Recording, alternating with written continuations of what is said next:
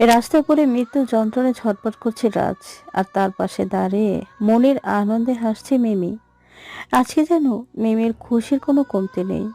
ও যেন আজকে আকাশের চাঁদ হাতে পেয়েছে। আর সেই খুশিটা হলো রাজকে মেরে রক্তাক্ত করে পেরেছে। হ্যাঁ, ঠিকই শুনেছেন, মিমি রাজকে মেরেছে।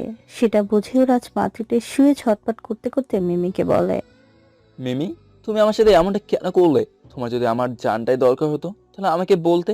আমি নিজে হাসতে হাসতে নিজেকে তোমার হাতেই তুলে দিতাম। যদিও তোমাকে আমি বিয়ে করতে চাইনি, পরিবারের চাপেই বিয়েটা করছিলাম, তবু আমি তো তোমাকে নিজের থেকেও বেশি ভালোবেসেছি। তুমিও তো আমাকে ভালোবেসে একসাথে বেঁচে থাকার স্বপ্ন দেখাতে, একসাথে সুন্দর একটা পৃথিবী সাজানোর স্বপ্ন দেখিয়ে বিয়ে করছো। তবে আজ কেন করলে এমন? এ রাজের এমন কথা শুনে মিমি যেন না হেসে নিজেকে কোনো মতে আটকে রাখতে পারলো না। মিমি হো হো করে হেসে হেসে রাজকে বলে, ভালোবাসা? তোর মতো ফকিরকে ভালোবাসতে যাব, তাও আবার আমি?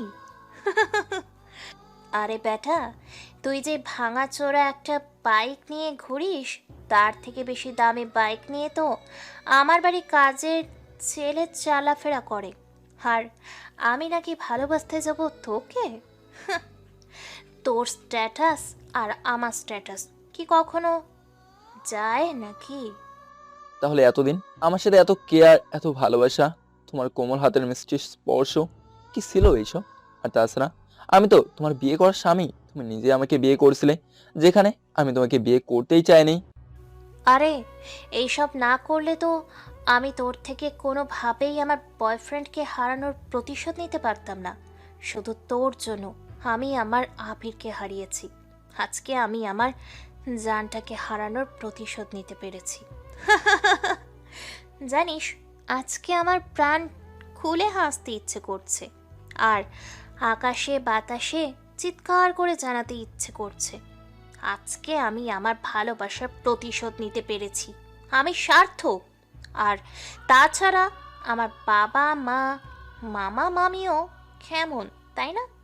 তোর কথা একটু না ভেবেই আমার ফাঁদে পা দিয়ে তোর সাথে হাসতে হাসতে আমায় বিয়ে দিয়ে দিল। তোমার বয়ফ্রেন্ডকে আমি তোমার থেকে কে নিয়েছি সেই কথাটা তো আমি বুঝতে পারছি না। দয়া করে একটু খুলে বলবা। আর আবির ছেলেটা তো ভালো ছিল না। তোকে আমি কি খুলে বলবো? হ্যাঁ, তোর সাথে তো এখন আমার কথা বলতেও ঘৃণা হচ্ছে, আবার আমার জানকে খারাপ বলিস?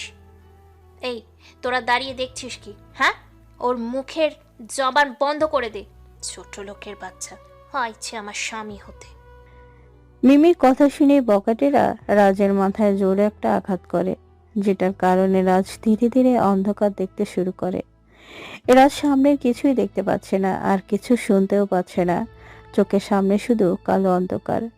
এদিকে মিমি সবাইকে বলে দেয় রাজের দেহটাকে রেল লাইনের ধারে ফেলে আসতে। তারপরে সেখান থেকে মিমি সোজা বাসায় চলে যায়। আপনারা তো কিছুই বুঝতেছে না কি হচ্ছে এইসব। আর মিমি বা নিজের স্বামীকে এভাবে কেন মারলো? ভাড়া করা গুন্ডা দিয়ে, তাই না? আরে মামারা, টেনশনের কোনো কারণ নেই। আমি আছি না আপনাদের সাথে?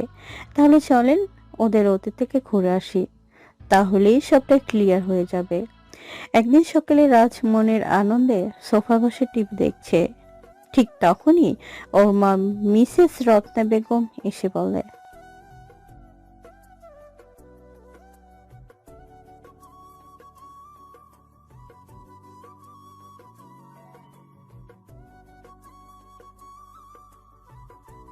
এই রে, আমি তো খেপেছে, এখন কি হবে? আসলে আম্মু, তুমি তো সকালে আমাকে মনে করে দাওনি, তাই তো আমি এখনো বসে আছি। তুমি কখন মনে করে দিবে ফুপির বাড়ি যাওয়ার কথা? শোন, তোকে আমি এই পেটে ধরেছি, তাই তোকে আমি হাড়ে হাড়ে চিনি, বুঝলি? একদম আমাকে মিথ্যা বলে বোঝাতে আসবি না। এখন গিয়ে রেডি হয়ে আয়। আর আজকে নাকি মিমি ও ওর ভার্সিটির থেকে বাসায় আসবে। সত্যি বলছো? মিমিও আজকে আসবে তাহলে? রাজ মন খারাপ করে কথাটা বলে। কেননা মিমি এতটাই রাগী, যেটা বলে বুঝাতে পারবো না। রাজের মা সেটা বুঝতে পেরে বলে, কিরে, তোকে আমি কি বললাম আর তুই কি করছিস? হ্যাঁ, যা গিয়ে রেডি হয়ে আয়। আমি তোর বাবার কাছ থেকে টাকা নিয়ে রেখেছি তোর জন্য, সেটা যাওয়ার সময় নিয়ে যাস, কেমন? এই রত্না বেগম ছেলেকে উদ্দেশ্য করে উপরে কথাটা বলে, সেখান থেকে রান্নাঘরের দিকে চলে যায়। আর রাজও সেখানে আর দাঁড়িয়ে না থেকে সোজা রুমে এসে সুন্দর একটা পোশাক পরে রেডি হয়ে নেয়। রাজ কি পরেছে শুনবেন? চলেন দেখেই আসি কি পরেছে। কি পরবো কি পরবো, এই মাইয়া যে লেভেলের রাগী আর অহংকারী আল্লাহই জানে আজকে আমার কপালে কোন শনি আছে। যাজ্ঞা, আমি এসব বাদ দিয়ে বরং আজকে আমার পছন্দের জিনিস সাদা রঙের সাথে লাল রং মিশ্রিত কাপড়ের তৈরি শার্ট, কালো প্যান্ট আর সাদার মাঝে লাল রঙের ভুট, সাথে সানগ্লাস। রাজ রেডি হয়ে আয়নার সামনে দাঁড়িয়ে বারবার নিজেকে দেখছে আর মুচকি মুচকি হাসছে, কেননা আজকে ওকে একটু বেশি সুন্দর লাগছে। এমনিতেই রাজ তেমন সুন্দর না, শ্যামলা বর্ণের বললেই চলে। এ রাজরা আহামরি বড়লোক সেটা কিন্তু না। ওর বাবা একটা প্রাইভেট কোম্পানিতে জব করে, মাস শেষে 80,000 টাকা বেতন পায়, সেটা দিয়ে সংসার চলে। রাজ্যে টোটো কোম্পানির ম্যানেজার সেটা কিন্তু না। রাজু লেখাপড়ার পাশাপাশি একটা জব করে, যেটা কেউ জানে না বা বুঝতেও দেয় না। যাজ্ঞা, ওইসব সাথে থাকলে সবকিছুই বুঝতে পারবেন। এখন চলেন দেখে আসি রাজকে। দেখে ওর মা কি বলে। রাজ, আমার হাতে একটা চিমটি কাটতো। আম্মু, আমি তোমার হাতে কেন চিমটি কাটতে যাবো বলো? আমি চিমটি কাটলে তুমি বুঝি কষ্ট পাবে না? আরে আমার তো বিশ্বাসই হচ্ছে না, তুই আমার আব্বা জান। আসলেই তোকে আজকে অনেক সুন্দর লাগছে, কারো যেন নজর না লাগে। আম্মু তুমিও না, আমার যে লজ্জা করো না? দেখো আমি কেমন লাজুক হয়ে আছি। হয়েছে, আর মেয়েদের মতন লজ্জা পেতে হবে না। এই নে টাকা, দেখে শুনে যাস। আর বাবা, পারলে মিমির থেকে একটু দূরে দূরে থাকিস কেমন? মিমি তো আবার তোকে দেখতেই পারে না। আচ্ছা আম্মু, বলতে পারো মিমি ঠিক কোন মাটি দিয়ে তৈরি, যেটার কারণে ওর মাঝে এত রাগ অহংকার? যেখানে তুমিও তো ওর মতো একটা মেয়ে, তোমার মাঝেও তো ওর মতো কোনো স্বভাব নেই। শোনো আমার পাগল ছেলের কথা। আরে বাপ, আমি যেমন তোর বাবার বাম পাঁজরের হাড় থেকে তৈরি, তেমনি মিমিও ওর হবু জামাইয়ের বাম পাঁজরের হাড় থেকেই তৈরি। তবে বাবা, সবার আচরণ কি এক হয়? মিমি হয়তো এখন এমন করে, তবে ধীরে ধীরে ঠিক হয়ে যাবে। বুঝতে পেরেছি। আচ্ছা তুমি থাকো, আমি কিন্তু গেলাম। আর আম্মু দোয়া করিও তোমার ছেলে যেন ওই পেতনির কবলে না পড়ে। আচ্ছা ঠিক আছে, যা। আর যেটা বললি সেটা যেন মিমি না শোনে, তাহলে তোকে কাঁচা চিবিয়ে খেয়ে ফেলবে। মায়ের কথা শুনে রাজ আর কোনো কথা না বলে সোজা বাড়ি থেকে বেরিয়ে হাঁটতে হাঁটতে রাস্তায় চলে আসে, কিন্তু কোনো গাড়ি পাচ্ছে না। অবশেষে একটা সিএনজি পেয়ে উঠে পড়ে। বেশ কিছু সময় পরে রাজ ওর ফুপির বাড়ির সামনে এসে পড়ে, কিন্তু রাজের বাড়ির ভিতরে প্রবেশ করার সাহস পাচ্ছে না কোনোভাবেই। রাজ বারে দাঁড়িয়ে এদিক সেদিক তাকিয়ে দেখছে, ঠিক তখনই রাজের ফুপি এসে রাজকে দেখতে পেয়ে বলে, কি রে রাজ, তুই আমার বাড়িতে এসেছিস, তাও আবার বাহিরে দাঁড়িয়ে আছিস? ভেতরে নাকি? কাহিনী কি শুনি। ও ফুপি তুমি? আসলে আমি দাঁড়িয়ে দাঁড়িয়ে দেখছিলাম আমার শ্বশুর সাহেব কত সুন্দর করে বাড়িটা করছে। আব্বা, শ্বশুর সাহেব?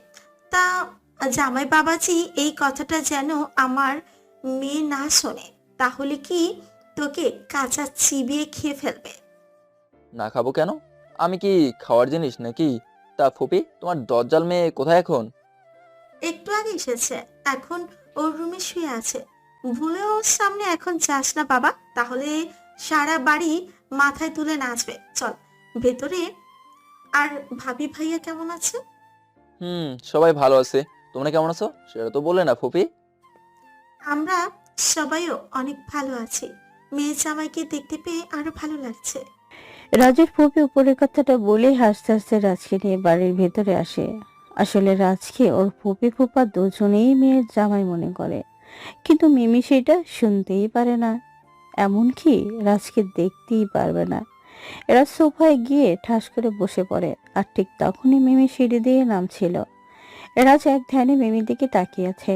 রাজের চোখের দৃষ্টি যেন সরছেই না মিমির উপর থেকে। রাজের পুরো ধ্যান জুড়েই যেন মিমি। আর এমনটা হবেই না কেন? একটা পরীকে যদি সামনে দেখতে পায়। মিমি রাজের এমন অবস্থা দেখে রাগে কচকচ করতে করতে বলে, মন্ডায় কয় শালা ছোট লোকের বাচ্চাকে থাপড়াইয়া দাঁত ফেলে দিই। ওই খ্যাত, তোর চোখ মাটির দিকে না দেখে সিঁড়ি দিয়ে কি দেখে, হ্যাঁ? এই ডিস্টার্ব করেন না তো, আমি পড়ে দেখছি, আপনি দেখছেন না? রাজের কথা শুনে মিমি তো আরো বেশি রাগে ফায়ার হয়ে যায় আর অবাকও হয়, কেননা রাত দিনের বেলা পরি কিভাবে দেখছে। তাই মিমি রাগকে ভ্যানিটি ব্যাগে রেখে অবাক হয়ে জিজ্ঞেস করে, ওই, তুই এই বাড়িতে, তাও আবার দিনের বেলায় পড়ি দেখিস কি করে? নাকি আসার সময় মদ খেয়ে পুরা মাতাল হয়ে আইছোস? আমি মাতাল হতে যাব কেন? আর তুমি দেখছো না আমার সামনে তরতাজা পড়ে দাঁড়িয়ে আছে? মিমি এবার রাজের কথা একটু লজ্জা পেল, তবু সেটা রাজকে বুঝতে না দিয়ে রাগে মুডে বলে, থাপড়াইয়া তোর সব দাঁত ফেলে দিব। কি সব বলছিস, হ্যাঁ? লুইচু বেটা, আমাদিকে তাকাইলে তোর চোখ তুলে আমি মার্বেল খেলবো। মিমির এমন কথা শুনে রাজ একটু মন খারাপ করে, কিন্তু রাজের মন খারাপের মিমির কিছু যায় আসে না। এদিকে রাজ কিছু বলতে যাবে তার আগে রান্নাঘর থেকে আস্তে আস্তে রাজের পূবে মিমিকে উদ্দেশ্য করে বলে, মিমি, তোর সাহস কিন্তু দিন দিন বেড়েই চলেছে। ও তোর মামাতো ভাই হয়, সেটা ভুলে যাস না। আর তুই ওর সাথে কি ব্যবহার করতেছিস মনে রাখিস। রাজ যদি ফকির ছোট লোক হয় তাহলে তোর মাও কিন্তু ছোট লোক, কেননা ওর পরিবারটাই আমার পরিবার। আমু, তুমি সামান্য ওর জন্য আমার সাথে এভাবে কথা বলছো? আর তুমি জানো না তোমার লম্পট ভাইপোলা আমাদিকে কেমন শকুনের দৃষ্টিতে তাকিয়েছিল। ওর ভাগ্য ভালো যে আমি ওর সাথে ভালো করে কথা বলছি। আমার তো ইচ্ছে হচ্ছে ওকে ঘাট ধাক্কা দিয়ে এই বাড়ি থেকে বের করে দিই। ওকে দেখলেই আমার গা জ্বলে। মিমির এমন কথা শুনে রাজের চোখে জলের কোনা ছলছল করতে থাকে। এদিকে রাজের ফুপি মেয়ের এমন কথা সহ্য করতে না পেরে মিমির গলায় ঠাস ঠাস করে দুইটা থাপ্পড় লাগিয়ে দেয়। মায়ের হাতে এই প্রথম থাপ্পড় খেয়ে মিমি তো গালে হাত দিয়ে দাঁড়িয়ে অবাক হয়ে রাগে ফুঁসতেছে। মেয়েদিকে খেয়াল না করে মিমির আম্মুর রাগে কথা বলে, ছি মিমি, আমার ভাবতেও অবাক লাগছে তুই এমন ব্যবহার করবি রাজের সাথে। এই দিনটা দেখার জন্যই কি আমি তোকে লেখাপড়া শিখিয়ে মানুষ করতেছি? আমার হয়তো তোকে আরো আগে শাসন করা উচিত ছিল। ভাগ্যিস তোর কষ্টের কথা ভেবে আজও তোর গায়ে কখনো ফুলের টোকা দেয়নি। রাজ, তুই কিছু মনে করিস না। সি ফুপি, তুমি এভাবে কেন বলছো? আমি তো মিমির কথা কিছু মনে করিনি। আর ফুপি, তুমি কিন্তু মিমির গায়ে হাত তুলে একদম ঠিক করনি। রাজের কথা শুনে রাজের ফুপি কিছু বলতে যাবে, ঠিক তখনই মায়ের ঠোঁট থেকে কথা কেড়ে নিয়ে মিমি বলে ওঠে, থাক থাক, আর গরু মেরে পিণ্ডি দান করতে হবে না। যেই আম্মু আমার গায়ে কখনো হাত ওঠায়নি, আর তোর কারণে আজ আম্মু আমার শরীরে হাত তুলেছে, এর শাস্তি তো তোকে পেতেই হবে, মনে রাখিস। মিমি উপরের কথাটা বলেই আগে গজগজ করতে করতে উপরে ওর রুমে চলে যায়। আর এদিকে রাজকে উদ্দেশ্য করে রাজের ফুপি বলে, রাজ, দেখেছিস তুই মিমি এখন কতটা বেয়াদব হয়ে গেছে? তুই তো আমাকে তখন খুব বললি আমি ভুল করেছি ওর গায়ে হাত তুলে। দেখো ফুপি, মিমি এখনো ছোট মানুষ, মাত্র ইন্টারে পড়ে, তাহলে ওর কি তেমন বোঝার বয়স হয়েছে নাকি? রাজের কথা শুনে রাজের ফুপি কিছু বলার আগে রাজের ফুপা মানে মিমির বাবা বাইরে থেকে আস্তে আস্তে রাজের কথা শুনে বলে, কে বলছে বয়স হয়নি? হ্যাঁ, আজকে বিয়ে দিলে কালকে আমার মেয়ে আমাদের বুড়ো বুড়িকে 1 ডজন নাতি নাতনি উপহার দিতে পারবে, আর তুই বলছিস সিমি এখনো বড় হয়নি? আসসালামু আলাইকুম ফুবা, কেমন আছেন? আর বলেন না, ফুপি এমনি মিমির সাথে রাগান্বিত হয়ে কথা বলে। ওয়ালাইকুম আসসালাম, আলহামদুলিল্লাহ আমি ভালো আছি। আর রাজ, আমিও খুব ভালো করেই জানি মিম্মি কেমন মানুষ, আর ওর সাথে তোর ফুপি কেন রেগে কথা বলে। সে যাই হোক, তুই কখন এসেছিস সেটা বল। ফুবা, আমি একটু আগে এসেছি, আপনি এখনো আসেন নাই, তাই এখানে বসে বসে ফুপির সাথে আড্ডা দিচ্ছিলাম আর কি। ও, তার মানে আমার অপেক্ষায় বসে বসে তোর ফুপির সাথে কথা বলে শুধু পেটকেই কষ্ট দিচ্ছিস? ওই মিমির আম্মু, তাড়াতাড়ি আমাদের খেতে দাও, জামাই বাবাজি সে কখন থেকে না খেয়ে বসে আছে। রাজের ফুপা উপরে কথাটা বলে রুমে চলে যায়। আর এদিকে রাজের ফুপি খাবার টেবিলে কাজের মেয়ের সাহায্যে সবকিছু এনে রেডি করে। রাজ, আয় বাপ, এখানে এসে বস। ফুপি তোমরা খাও, আমার না এখন খেতে ইচ্ছে করছে না কিছু। আমি না হয় পরে খেয়ে নেবনি। যেটা বলেছিস সেটা আর দ্বিতীয়বার মুখে দিও ভুলেও বের করিস না, তাহলে তোর ফুপা আমাকে কি যে করবে ভাবতেই ভয় লাগে। আয় খেয়ে নে। আচ্ছা ঠিক আছে, তবে আগে ফুবা চলে আসুক, তারপর না হয় আমি টেবিলে বসি, কেমন? এই রাজের কথা শুনে রাজের ফুপা সিঁড়ি দিয়ে নামতে নামতে রাজকে উদ্দেশ্য করে বলে, রাজ, আমার জন্য আর কষ্ট করে তোকে অপেক্ষা করতে হবে না। আমি এই তো এসে গেছি, তুই তাড়াতাড়ি টেবিলে এসে বস। তারপর আমি আর কোনো কথা না বলে সোজা টেবিলে গিয়ে খাওয়া শুরু করি। এর মাঝেই আমার ফুপি মিমিকে ডেকে এনেছে খাবার জন্য, কিন্তু মহানের রাগ ও অহংকার বেশি হওয়ায় খেতে আসেনি। আমার সাথে এক টেবিলে বসতে হবে বলে। বুঝতেই তো পারেন বড়লোকের সন্তানদের বড় বড় ব্যাপার। কি ব্যাপার মিমির আম্মু, তুমি মিমিকে ডাকতে গেলে তবুও মিমি খেতে আসলো না? তুমি যেমন ঠিক তোমার মেয়েটা হয়েছে তেমন খাটতারা, যেটা বলবে সেটা ছাড়া কিছুই করবে না। থাক, আর বলতে হবে না, যার খিদে লাগবে সে একাই খাবিনি, তুমি কোনো চিন্তা করিও না। এইভাবে আরো অনেক কথা বলে সবাই খাবার পর্ব শেষ করে একে অন্যর সাথে বসে গল্প করতেছে। আর এইদিকে মিমি এই রুমে বসে মনের আনন্দে তাহার বয়ফ্রেন্ডের সাথে ফোনে খুনসুটির প্রেম করতেছে, যেন ব্যস্ত। সে যেন ভুলেই গেছে তার যে পেটে ক্ষুধা পেয়েছে। আসলেই লোকের বলা কথাটা ঠিক, প্রেমের বিষে ধরেছে যারে সে কি আর দিন দুনিয়ার খবর রাখে। মিমি এখনো আসতেছে না দেখে ফুপি, দুপুর গড়িয়ে প্রায় বিকেল হতে চললো, তবুও তো মিমি খেতে আসলো না। গিয়ে দেখো তো কি করছে। এমনিতেই তোমার মেয়ে আবার একদম না খেয়ে থাকতে পারে না। কেউ যদি নিজের ইচ্ছায় না খেয়ে থাকে, নিজেকে কষ্ট দিতে ভালোবাসে, তাহলে আমাদের তো কিছু করার নেই বলে মনে করি। তোর ইচ্ছে হলে তুই গিয়ে দেখ, আমি এ পর্যন্ত 3বার গেছে। আচ্ছা ঠিক আছে, তুমি বরং আমার কাছে মিমির জন্য খাবার দিয়ে দাও, তাহলে মিমি এখন না খেলেও ঠিক পরে খেয়ে নেবে নি। দাঁড়া দিচ্ছি। আমি খুব ভালো করে বুঝতে পারছি তোর গালটা চুলকাইতেছে, সেই জন্য গাল চুলকানো মেশিনের কাছে যাচ্ছিস। এই রাজুর ফুপির কথার স্পষ্ট মানে বুঝতে পেরে কিছু বলে না, কেননা রাজ খুব ভালো করেই জানে ওর ফুপি একটু মিথ্যে বলেনি। এই রাজের ফুপি খাবার দিলে রাস্তা নিয়ে ধীরে ধীরে মিমির রুমের সামনে এসে দাঁড়িয়ে দোয়াদরুদ করে বুকে ফু দিয়ে আস্তে করে দরজা টোকা দিয়ে নরম সুরে বলে, মিমি, দরজার খোলো, তোমার জন্য ও ফুবি খাবার পাঠিয়েছে। আর এমনিতেই তুমি কিন্তু না খেয়ে থাকতে পারো না। এই রাজের কথা মিমির কান পর্যন্ত পৌঁছাতে পারে না, কেননা রাজের কথা থেকে তো মিমির বয়ফ্রেন্ডের কথার পাওয়ার বেশি বর্তমান, তাই না? মিমি কিছু বলছে না দেখে এবার রাজ একটু শব্দ করে দরজা ধাক্কা দেয়। এই মিমি, আমি যে তোমাকে সেই কখন থেকে ডাকতেছি সেটা কি শুনতে পাও না? হ্যাঁ, দরজা খোলো তাড়াতাড়ি। এইবার রাজের কথা মিমির শুনতে একটু কষ্ট হলো না। মিমি এক বস্তা বিরক্তি আর 6 মন রাগ নিয়ে ফোনটা রেখে দরজা খোলে। ওই ফকিরের বাচ্চা, তোর সমস্যা কি? হ্যাঁ, এইভাবে চিল্লাচিল্লি করস কেন? জানিস না এটা ভদ্রলোকের বাড়ি, এখানে উচ্চস্বরে কথা বলার অ্যালাউ না। আসলে হয়েছে কি মিমি, আমি তো তোমাকে সেই অনেক সময় হলো ডাকতেছি, কিন্তু তুমি তো শুনছো না, তাই একটু জোরে ডাকলাম। এই যে দেখো, ফুপি তোমার জন্য খাবার পাঠিয়েছে। রাজের কথা শুনে মিমি রাজের গালে ঠাস ঠাস করে থাপ্পড় বসিয়ে দিয়ে হাত থেকে খাবারের পেটটা ছুঁড়ে মারে আর রাগে গজগজ করতে করতে বলে, আমি তোর হাতে আনা খাবার খাবো সেটা ভাবলি কি করে? হ্যাঁ, এক্ষুনি যদি আমার সামনে থেকে না যাস তো আমি তোর কি অবস্থা করব সেটা ভাবতেও পারবি না। দূর হ আমার সামনে থেকে। দেখো মিমি, রাগ করাটা নারীদের জন্মগত অধিকার, তবে সেই রাগটা করা উচিত কোনো নির্দিষ্ট কারণ দেখে। তুমি আমার সাথে রাগ করে কেন নিজেকে কষ্ট দেবে বলো? আচ্ছা সে যাই হোক, আমি চলে যাচ্ছি, আর খাবারের প্লেটটা টেবিলে রেখে গেলাম, দয়া করে খেয়ে নিও।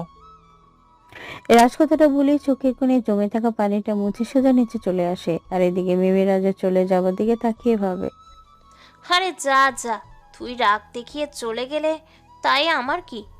আমি তোর খাই না পড়ি? তোর উপদেশ নিয়ে চলতে আমার বয়েই গেছে।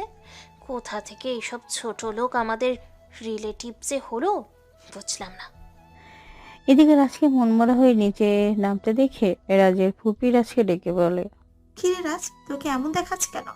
নিশ্চয়ই তোর মিমি তোর গালে হোমিওপ্যাথি ওষুধ দিয়েছে, তাই না? আমি কতবার করে বললাম চাস না, এখন দেখ কেমন লাগে। না ফুপি, এমন কিছুই না। আচ্ছা ফুপি, আমি তো অনেক সময় হলোই এসেছি, আমি বরং এখন চলে যাই, আমার আবার একটা কাজ আছে, সেখানে যেতে হবে। সে কি, তুই মাত্রই আসলি, একদিন আপাতত না থেকেই চলে যাচ্ছি বললেই আমি তোকে যেতে দিব নাকি? একটা কথা মনে রাখিস, আমি তোর ফুপি হলেও তোকে কিন্তু মায়ের মতোই ভালোবাসি। ফুপি, আমি জানি তুমি আমাকে ঠিক যতটা ভালোবাসো ততটা হয়তো নিজের মেয়েকেও বাসো না। তবে আমার যে একটা কাজ আছে, সেখানে যেতে হবে। আমি অন্য একদিন এসে থাকবো, কেমন? আমি বুঝি না তোর কিসের এত কাজ। আচ্ছা, তুই যখন থাকবি না তাহলে চলে যা, তবে বাপ, আমার অহংকারী মেয়ের কথা প্লিজ কিছু মনে করিস না। জানিসই তো মিমি একটু অন্যরকম, আর তোকে যে কেন দেখতে পায় না সেটা একমাত্র আল্লাহই ভালো জানে। ফুপি, এটা তুমি কি বলছো? আমি মিমির কথায় কেন রাগ করব? তুমি না জানলেও আমি তো জানি মিমি এখনো ওর মাঝে সেই ছোট লোকের বাচ্চামো স্বভাবটাকে ধরে রেখেছে। হ্যাঁ, ওকে আমি পেটে ধরেছি, ওর ব্যাপারে আমি জানি না, তুই আমার থেকে বেশি জানিস। আর এটা তো আমাকে মানতে হবে, তুই আমার বাপ বলে কথা। যাই হোক ফুপি, আমি গেলাম। তুমি কিন্তু আমাদের বাড়িতে অবশ্যই আসবে। এবার যদি না আসো তাহলে আমি কিন্তু আর তোমার বাড়ি আসবো না। আচ্ছা বাপ, যাব। তোর ফুপা তো অফিসে গেল, এসে তোকে না দেখলে তো পুরো বাড়ি মাথায় তুলে ফেলবে, তখন কি হবে আল্লাহ মালো। ফুবা কিছুই বলবে না, তুমি ফুবাকে বলিও আমার কাজ থাকায় আমি তাড়াতাড়ি চলে গেছি। আর ফুবা ভালো করেই জানে আমি কখনো কাজে গাফিলতি করি না।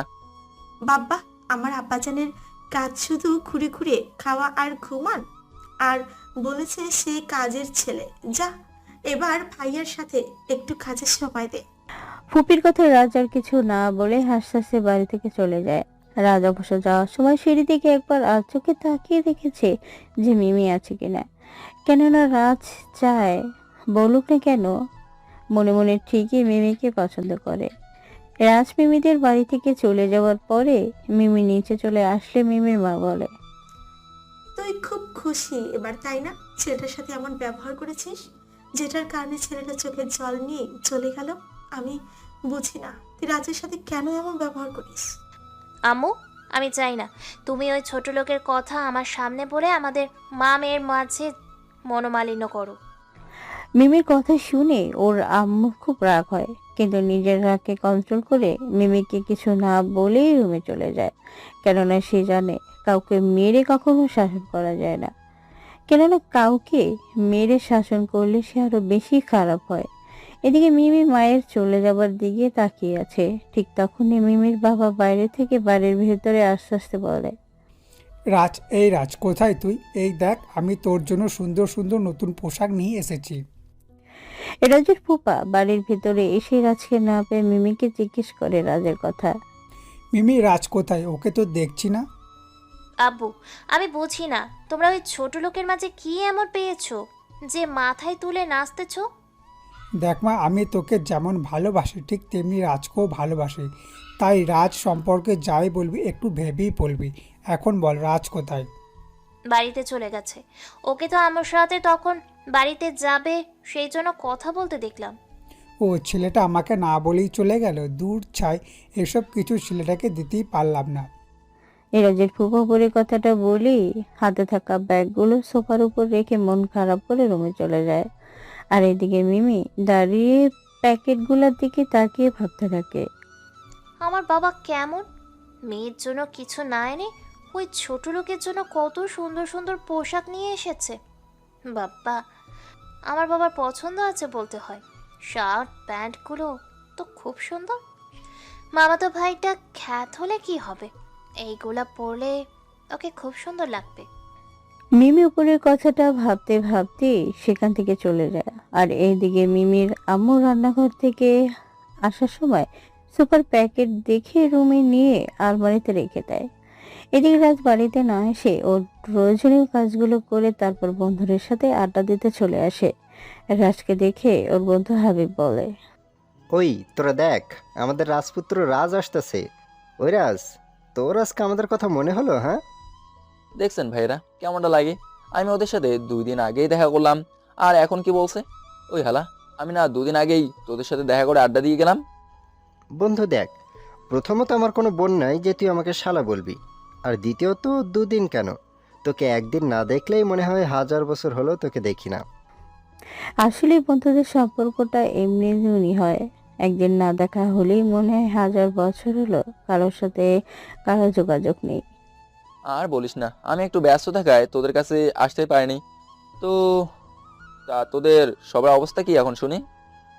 দোস্ত, আমাদের সবার অবস্থা ইনশাল্লাহ খুবই ভালো।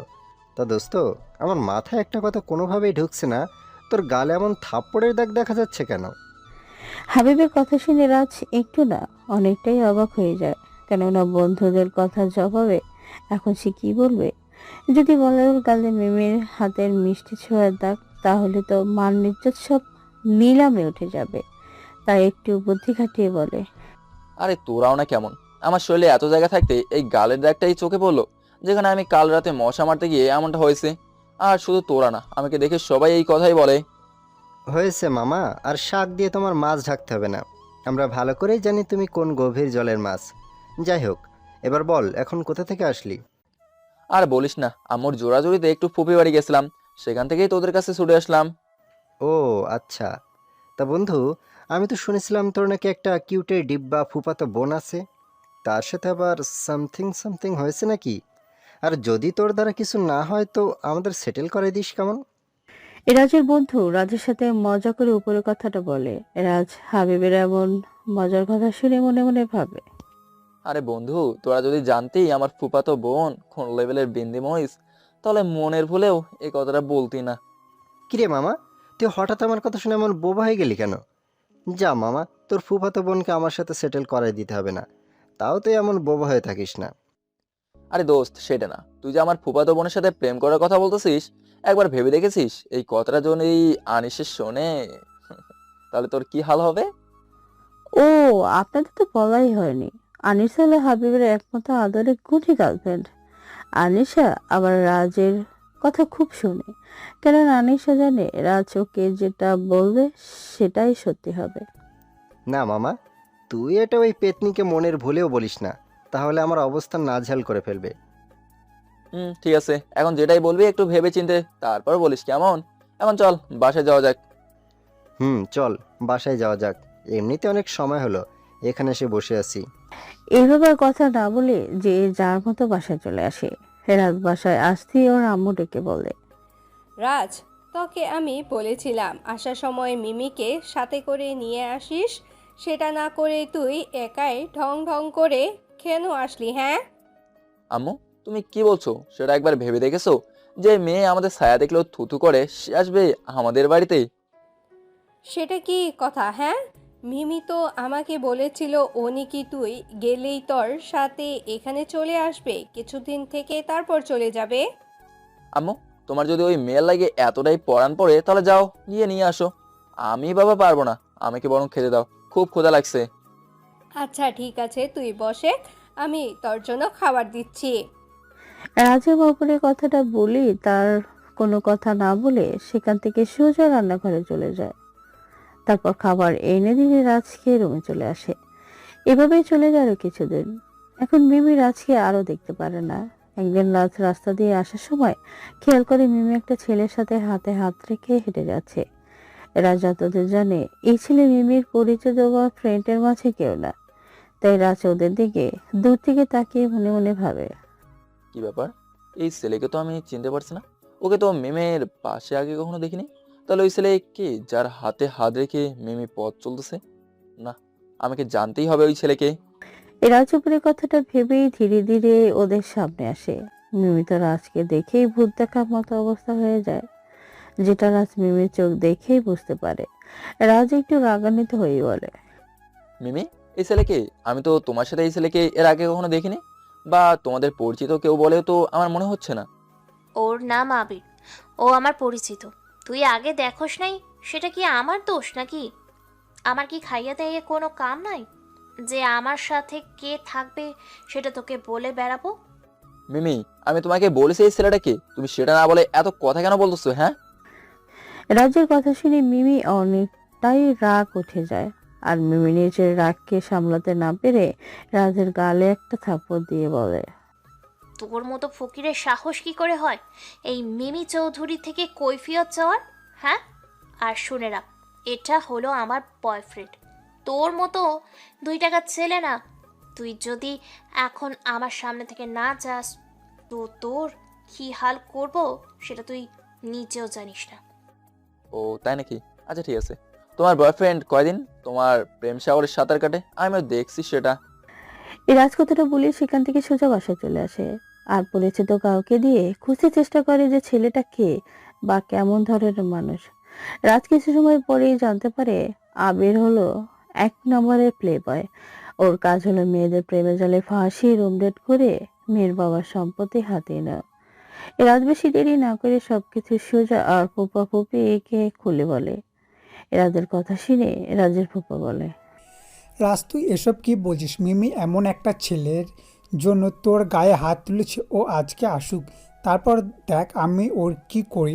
ওর সাহস কত বড় তোর গায়ে হাত তোলে। হ্যাঁ মিমি, আজকে বাড়িতে আসুক, তারপর বোঝাবো কত ধারে কত চাল। আমরা ওকে স্বাধীনতা দিয়েছি বলে এই না যে ওর যা খুশি তাই করে বেড়াবে। না, তোমরা ওকে কিছুই বলবে না। তোমরা ওকে একটু বুঝিয়ে দিও, তাতেই হবে। ছোট মানুষ, একটু বুঝতে পারলেই ঠিক হয়ে যাবে। বুঝতেই পারো, এই বয়সটা হলো আবেগের বয়স। আব্বাজান, তুই এত কথা কোথা থেকে শিখলি? তোর কথাগুলো শুনে খুব ভালো লাগে। সে যাই হোক, আজকে শুধু মিমিকে বাড়িতে আসতে দে, তারপর দেখ কি করি। রাজের ফুপি রাজের সাথে কথা বলতেছে ঠিক এমন সময় মিমি সিঁড়ি দিয়ে উপরে দিকে যেতে নিলেই ওর মা পেছন থেকে ডেকে বলে। মিমি, এইদিকে আয়, তোর সাথে কথা আছে। মিমি এবার মায়ের কথা শুনে পিছনে ফিরে ধাক্কা দিয়ে অবাক হয়ে যায় রাজকে দেখে। আর মনের মাঝে একটু না, প্রায় অনেকটাই ভয় হতে লাগে। তবুও নিজেকে শক্ত রেখে মায়ের কাছে এসে বলে। হ্যাঁ মা, বলো, কি বলার জন্য ডেকেছো?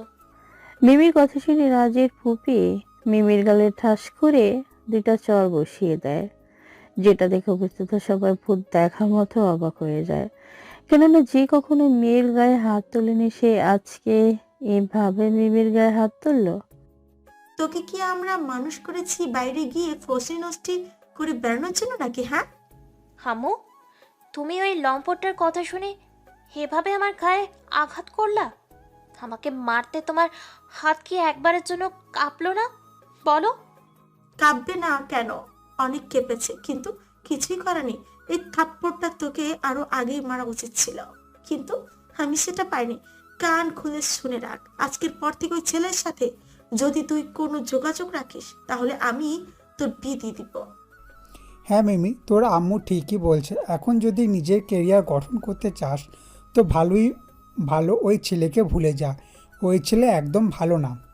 আমি জানি না এই ছোট লোকের বাচ্চা তোমাদের কি এমন মন্ত্র পড়ে শোনালো যে তোমরা এমন করতেছো। তোমরা তো জানো না আবির অনেক ভালো একটা ছেলে, আর ওর বংশমর্যাদাও অনেক বেশি। বাপের টাকারও কোনো কমতি নেই। মিমি, আবিরের কিছুই নেই। ও তোমাকে বশ করেছে তোমার বাবার সবকিছু আর তোমার সব সম্মান লুটে নেবার জন্য, যেটা তুমি বুঝতে পারছো না। রাজের কথা শুনে মিমি রাজের গালে ঠাস করে একটা থাপ্পড় মেরে দেয় সবার সামনে। রাজ গালে হাত দিয়ে আহাম্মকের মতো দাঁড়িয়ে থাকে আর মিমির রাগে গজগজ করতে করতে বলে। হেই, তুই কে রে যে আমার পিছনে লেগে আছিস? আর তোর সাহস কি করে হয় আমার বয়ফ্রেন্ডের সম্পর্কে এইসব বলার? হ্যাঁ, তুই জানিস তোদের সব কিছু বিক্রি করলেও ওদের 100 ভাগের 2 ভাগ হবে না। মিমি, তুই কিন্তু এবার বেশি বেশি বলতেছিস। আমি কিন্তু এটা একেবারেই মেনে নিব না। ভুলে যাস না, রাজের সম্পূর্ণ অধিকার আছে তোর ভালো মন্দ দেখার। আম্মু, তোমরা কি ভেবেছো আমি ওকে মাথায় তুলে নাচবো? আরে, তোমরা ওর মতো ফকিরকে মাথায় তুলে নাচতে পারো, কিন্তু এই মিম চৌধুরী না, বুঝলে? মিমি দেখ, আমার রাগ তুলাস না। আমি কিন্তু এমনিতেই হার্টের রুগী, সো বুঝতেই পারছিস কি বলছি। ফুবা ফুপি, তোমরা কি শুরু করেছো? মিমির সাথে সাথে তোমরাও কি পাগলামো শুরু করলে নাকি? আর মিমি, আমার বাবার টাকা পয়সা না থাকতে পারে, তবে আমার মতো এতটা সৎ নিষ্ঠাবান ছেলে তার কাছে, এটাই তার কোটি টাকার সম্পদ, বুঝলে? হ, মামাকে বলবনি তোকে রাতে পানিতে ভিজিয়ে রেখে সেই পানি যেন সকালে খেয়ে নেয়। কেননা এমনটা না করলে তো কিছুই হবে না। কোনো কাম তো করসই না, শুধু খায় আর ঘুরে বেড়ায়। মিমি, যদি জানতে এই রাজ কি জিনিস, তাহলে তুমি কেন তোমার মতো হাজারো মেয়ে এই রাজের পেছনে পড়ে থাকতো। হুম, পড়ে তো থাকতেই হবে, তবে সেটা তোকে ধাওয়া করে মারার জন্য। মিমি, এখন তুই কি ওই ছেলেকে ভুলতে পারবি না, যেখানে ওই ছেলে 1 নম্বরে ঠকবাজ? না, আমি ওকে ভুলতে পারবো না। জানি না ও তোমাদের কি বলে বুঝাইছে যে তোমরা এমন করতেছো। মিমি, তোর কাছে 2টা অপশন।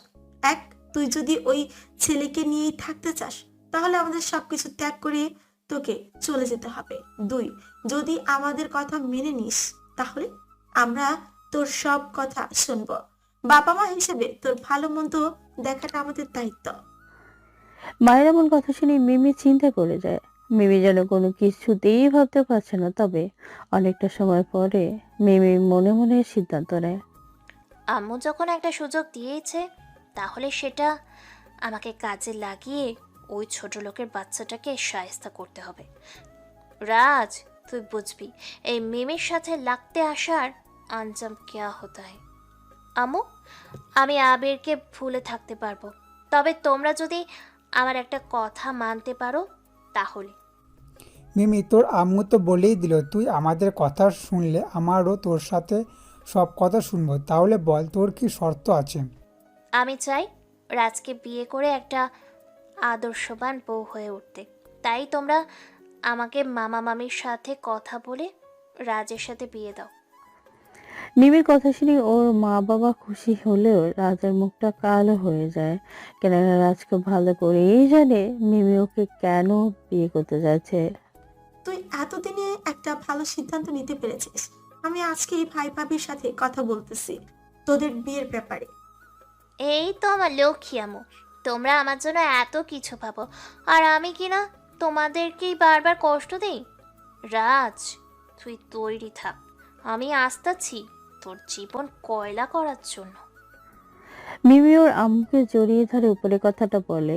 রাজের দিকে রহস্যের দৃষ্টিতে তাকিয়ে রাজ মিমির এমন তাকানো দেখে বলে, ফুপি, তোমরা কি বলছো এইসব?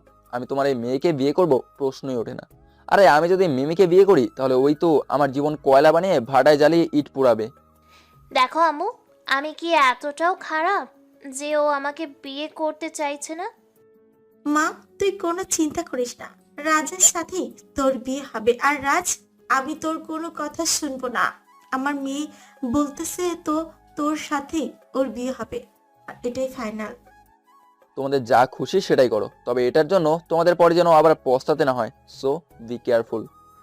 রাজ কথাটা বলিয়ে সেখান থেকে হন হন করে সোজা বাসায় চলে আসে। এভাবে কয়েকটা দিন চলে যায়। এদিকে রাজ একদিন অফিসের কাজের জন্য কোথাও চলে যায়।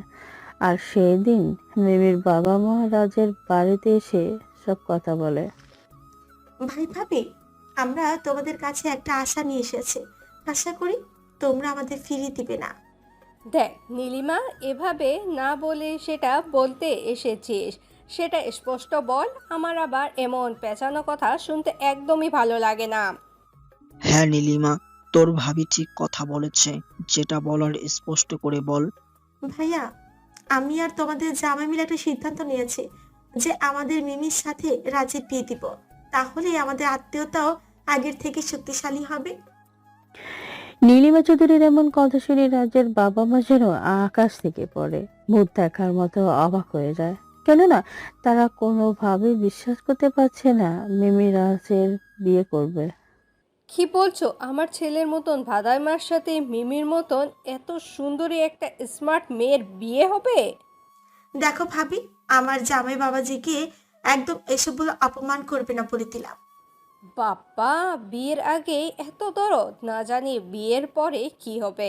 আচ্ছা, এ ব্যাপারে শুধু আমরা রাজি হলেই তো হবে না, রাজ ও মিমিকেও রাজি করাতে হবে, তাই না? ভাবি, মিমি তো রাজকে বিয়ে করতে রাজি আছে, আর এই কথাটা মিমি নিজেই আমাদেরকে বলেছে। তবে রাজের মনে হয় একটু সংকোচ আছে মিমিকে বিয়ে করতে। আরে দূর, ওটা কোনো সমস্যা হলো নাকি?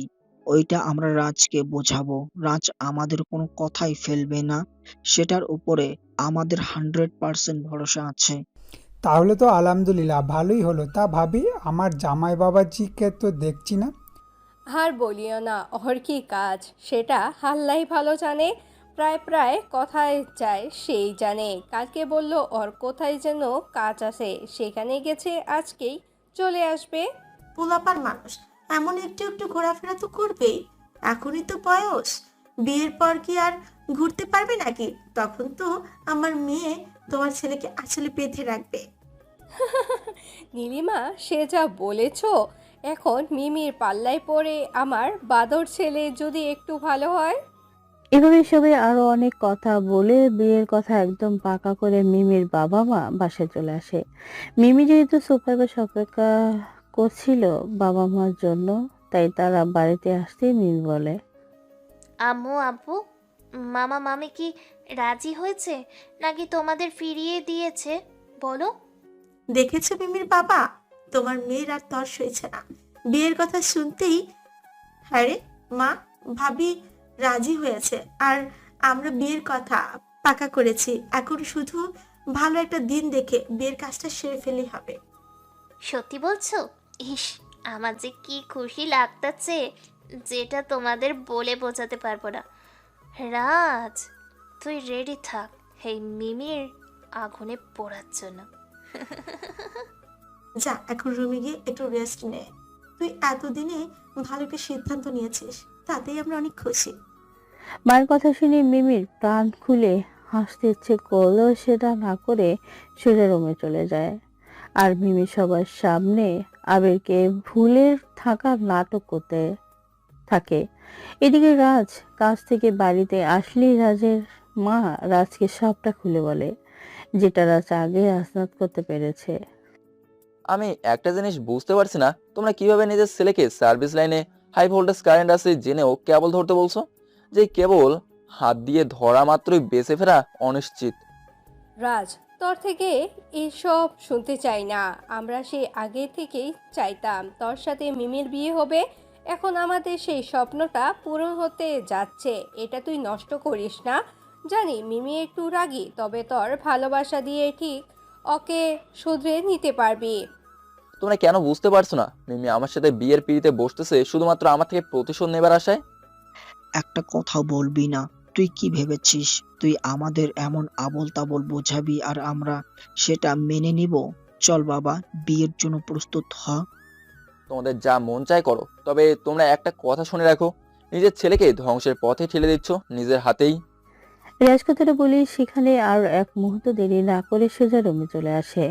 রাজ যদি ওই মিমিকে মনে মনে পছন্দ করে, তবে মিমি কেন ওকে বিয়ে করতেছে সেটা ও তো জানে না। আর কেই বা জেনে শুনে মৃত্যুর ফাঁদে পা বাড়াতে চায়। এভাবে কয়েকটা দিন চলে যায়। একদিন সকালে নাস্তা করে সবাই। রাজ, আজকে তুই মিমিকে নিয়ে শপিং করতে যাবি। আমি কালকে মিমির সাথে সব কথা বলে এসেছি। বাবা, আমি যাব না। তোমাদের ইচ্ছে হলে তোমরা গিয়ে শপিং করিয়ে আনো। দেখেছো রাজের মা, তোমার ছেলে এখন কিভাবে কথা বলছে? তুমি রাজকে বলে দাও, আমার কথা না শুনলে তার পরিণতি কিন্তু ভালো হবে না। বাবা রাজ, এমন না করে টাকা দিয়ে শপিং করিয়ে আন গিয়ে। আর মিমি নিজেই বলেছে তোকে ছাড়া সে শপিং করতে যাবে না। এরপরও তোমরা বুঝতে পারতেছো না যে মেয়ে আমার ছায়া দেখলেও থুথু ফেলে? সে আমার সাথে কেন যেতে চাচ্ছে? কারণ তোর সাথে ওর বিয়ে হতে চলেছে, আর বিয়ের পর সারা জীবন তো তোর সাথে কাটাতে হবে, তাই তো আগে থেকে অভ্যাস করতেছে। মা, তোমরা ছোট বাচ্চাদের মতো অবস্থা থেকেই গেলে। আড়ালে লুকিয়ে থাকা সততাকে বোঝার চেষ্টা করতেছো না। আমি তোমাদের মনে কখনো কষ্ট দেব না, যদি ও আমার মরণও হয়। ছি বাবা, এমন কথা মুখে আনতে নেই। এখন খেয়ে তাড়াতাড়ি যাও। রাজার কিছু না বলে সোজা না খেয়েই রুমে এসে একটু রেডি হয়ে টাকা নিয়ে বেরিয়ে পড়ে। কেননা মিমি চার রাস্তার মোড়ে এসে গাড়ি নিয়ে দাঁড়াবে বলছে। রাজ ওর বাইকটা নিয়ে সোজা চার রাস্তার মোড়ে এসে দেখে মিমি এসেছে। রাজকে দেখে মিমি বলে, কি গো হবু বর, এমন মলির মুখ করে রাখলে সবাই তো বলবে আমি বিয়ের আগেই তোমাকে অত্যাচার করি। এটা তো হতে দেওয়া যাবে না, কেননা আমি তো তোর জীবন তেল দিয়ে ভাজি করব বিয়ের পরে, এখন না। দেখো মিমি, আমি আবিরের হাত থেকে তোমাকে বাঁচিয়েছি, সেটার জন্য শুকরিয়া আদায় না করে এভাবে আমার জীবনটা কেন নষ্ট করতেছো বুঝলাম না। চান্দু, সেটা তুমি ধীরে ধীরে বুঝতে পারবা। আর এখন তুই যাই বলবি না কেন, তোর কথা দুই পরিবারের খেয়েও বিশ্বাস করবে না। তাই আমার জন্য বলি হতে নিজেকে তৈরি কর। মিমি কথাটা বলেই রহস্যের একটা হাসি দিয়ে রাজের বাইকের পেছনে বসে পড়ে, যেটার জন্য রাজের অনেক ভালো লাগে। কিন্তু মিমির বলা কথাগুলো মনে হতেই রাজের মনটা আরো মলিন হয়ে যায়। রাজার কিছু না বলে সোজা শপিং মলে চলে আসে। রাজকে দেখে সিকিউরিটি গার্ড সালাম দিতে নিলেও রাজের ইশারায় থেমে যায়, যেটা মিমি বুঝতে পারে। নাও, আমরা এসে গেছি। এখন তোমার যা কিনতে ইচ্ছে করছে সেই সব কিনে নিয়ে আসো। এমন ভাবে বলছিস যেন পুরো শপিং মলটাই তোর বাবার সম্পত্তি। আমি গেলেই আমাকে সব কিছু প্যাক করে দিবে। পকেটে যেই টাকা এনেছিস সেটা দিয়ে আমার নেল পলিশের দামও হয়তো হবে না। মিমির এমন কথা শুনে রাজের খুব রাগ হয়। রাজের খুব করে ইচ্ছে হচ্ছে মিমির গালে ঠাস করে একটা থাপ্পড় দিয়ে পড়বে যে। আরে আমার যা আছে না সেটা তো 14 গোষ্ঠী সারা জীবন খরচ করলেও ফুরাবে না, আর আইসিস বড় বড় কথা বলতে। আর তোমার যা পছন্দ হয় নিয়ে নাও। তোমার শ্বশুরের টাকা নাই তো কি হয়েছে, আমার শ্বশুরের তো আছে। শখ কত আমি নাকি আমার বাবার টাকায় শপিং করুম? আরে তোর পকেটে টাকা নাই তো কি হয়েছে, তোর দুইটা কিডনি তো আছে, তার থেকে একটা বিক্রি করলে আমার শপিং করা হয়ে যাবে। মিমির এই কথা শুনে রাজের অনেকটা মন খারাপ হয়ে যায়। তবু রাজ কিছু না বলে মিমির সাথে শপিং করার জন্য ভিতরে চলে যায়। মিমি যা লাগবে সেটাও পছন্দ করতেছে, আর সেটা যেটা লাগবে না সেটাও পছন্দ করতেছে। রাজ সবকিছুই কিনে দেয়। রাজের কাছে অত টাকা নেই, তবে একটা বুদ্ধির মাধ্যমে সবকিছু কিনে দেয়। আর সেটা হলো রাজ মিমির পিছনে দাঁড়িয়ে মোবাইলের মাধ্যমে দোকানদারকে জানায় যেটা দাম সেটা খাতায় লিখে রাখতে, আর ওর বলা টাকার দাম নিতে। ব্যাস দোকানদারও রাজের চাল বুঝে সবকিছু করে, যেহেতু মালিকের হুকুম বলে কথা। কিন্তু মিমির কেন জানি খুব সন্দেহ হচ্ছে। কি ব্যাপার, যেই জামার দাম 12,000 টাকা সেটার দাম নিচ্ছে 1200 টাকা? সব দোকানদার কি সকালে মদ খেয়ে আইছে নাকি? ধুর, এইসব ভেবে আমার কি, আমি তো জিনিস পেয়েই গেছি। তারপর ওরা সবকিছু কেনাকাটা শেষ করে মল থেকে বের হয়ে আসে। রাজকে উদ্দেশ্য করে মিমি বলে, এই নে, এই ব্যাগগুলা মামি আর মামাকে দিবি, বলবি তাদের জন্য আমি নিজে পছন্দ করেছি। তোর তো আবার ভিখারিদের জিনিস লাগবে, আমার তো রুচিবোধ আবার তোর মতো না, তাই তোর জিনিস তুই ফুটপাত থেকে কিনে নিস, কেমন? মিমি কথাটা বলেই রাজের কোনো জবাব না দিয়ে সোজা একটা ট্যাক্সি নিয়ে বাসায় চলে যায়। আর এদিকে রাজ কি আর বলবে, বাবা মা সবাই তো এখন মিমির পক্ষে। তাই কিছু না বলেই সেখান থেকে চলে যায়। রাজ বাসায় আসলে ওর মা বলে, কিরে রাজ, তোদের এত তাড়াতাড়ি শপিং করা শেষ হলো? আমার তো বিশ্বাসই হচ্ছে না।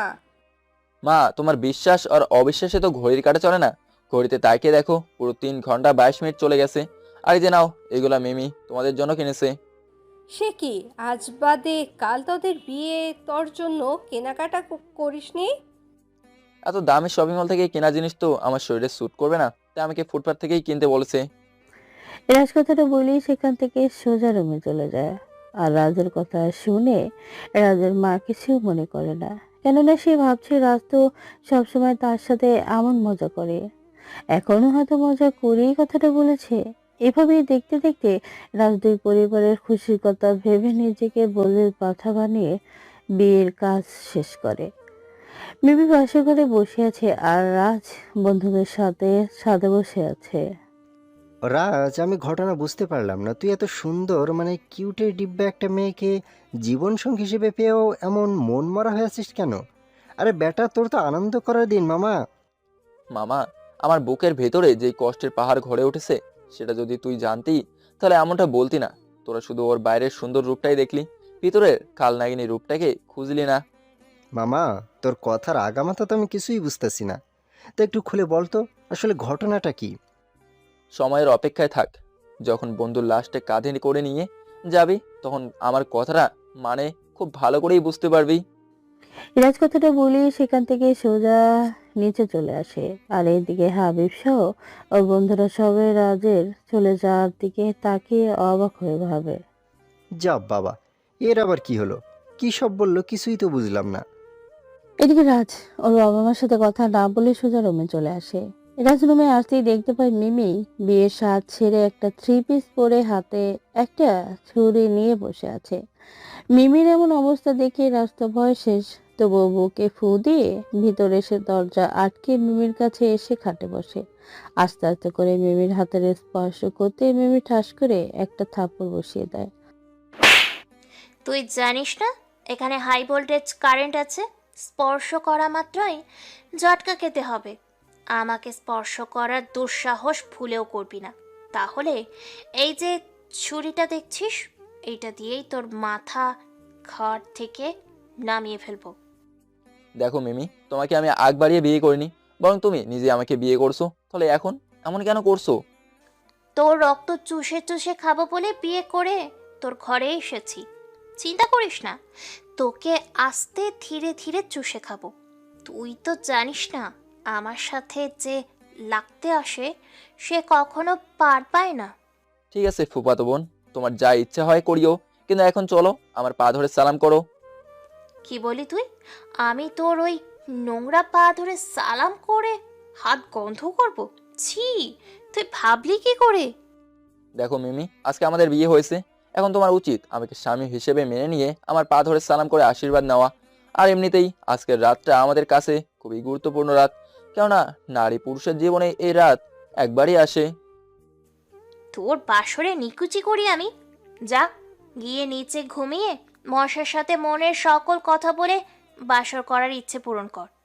এটা আমার রুম, আমি খাটে ঘুমাবো। তোমার আমার পাশে ঘুমাতে ইচ্ছে না হলে যাও, তুমি গিয়ে নিচে ঘুমাও, আমি খাট ছাড়া ঘুমাতে পারি না।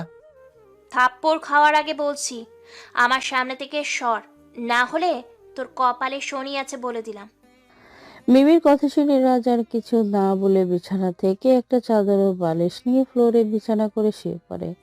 কেননা এই মেয়ের সাথে কথা বলা মানে নিজের পায়ে নিজেই আঘাত করা। এদিকে মিমি ফোনটা বের করে আবিরকে ফোন দেয়। আবিরও যেন মিমির ফোনের অপেক্ষায় ছিল, তাই কল আসতেই রিসিভ করে। হ্যালো জানেমান, কেমন আছো? আমি ভালো নেই সোনা, আমি এখন ওই ছোট লোকটার বাসর ঘরে বসে মশা মারছি। জামাইকে আদর ভালোবাসা না দিয়ে মশাকে দিচ্ছ কেন শোনা? কেননা এই মিমি সব ভালোবাসা শুধু তোমার জন্য, আর তাছাড়া ওর থেকে মশাই মূল্য বেশি। তার মানে তুমি আমার জন্য বেচারা রাজকে এভাবে কষ্ট দিতেছ? এটা কি ঠিক? তার সাথে তোমার বিয়ে হয়েছে, এখন তোমার উচিত তার সাথে সুখের সংসার করা। আমার তো খাইয়া কাম নাই, তোমার মতো এত সুন্দর সুদর্শন পুরুষ রেখে ওর মতো খ্যাতের ছেলের সংসার করি। জান, তুমি কত সুন্দর করে কথা বলছো, শুনতেই মন ভরে যায়। আর রাজের বাচ্চা তোমার নামে শুধু বদনাম করে, মনটায় চায় ওরে গলা টিপে মেরে ফেলি।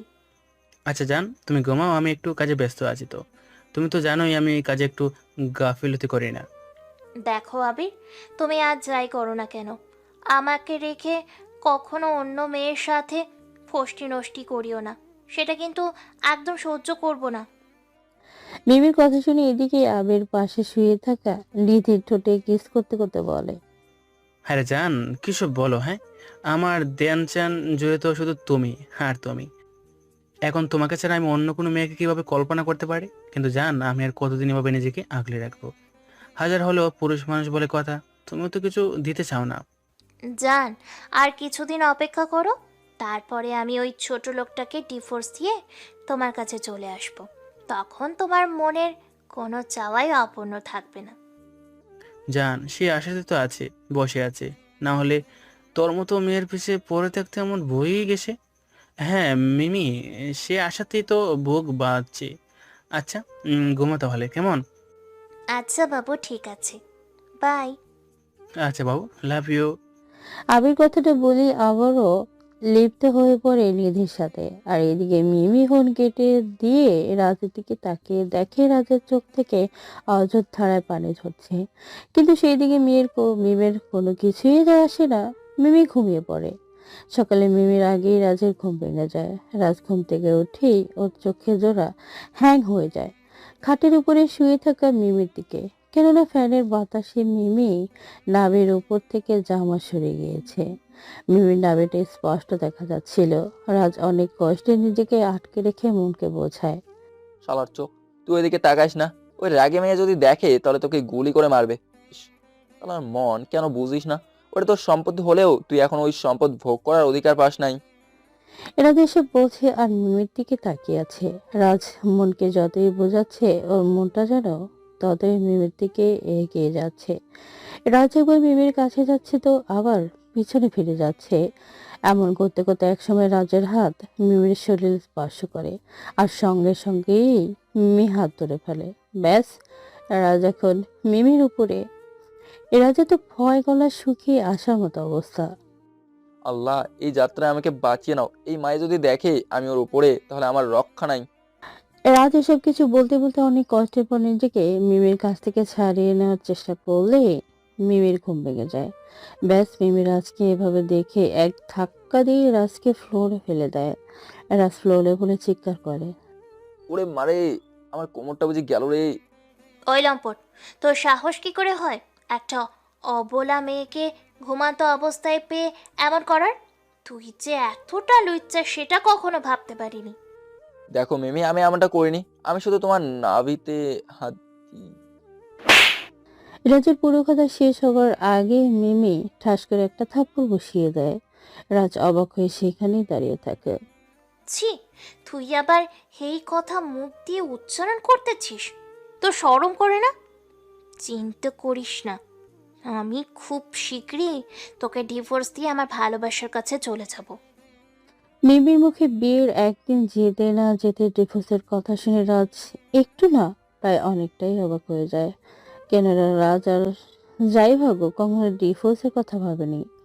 মিমি, তোমার মাথা কি গেছে নাকি? হ্যাঁ, তুমি নিজের ইচ্ছাতেই আমাকে বিয়ে করে আবার ডিভোর্স দেওয়ার কথা বলছো। তুমি একটাবার ভেবে দেখেছো বিয়ের পর দিন কোনো ছেলের শরীরে ডিভোর্সের দাগ লাগলে ছেলেটার কি হয়? অত কিছু জেনে আমার কি লাভ?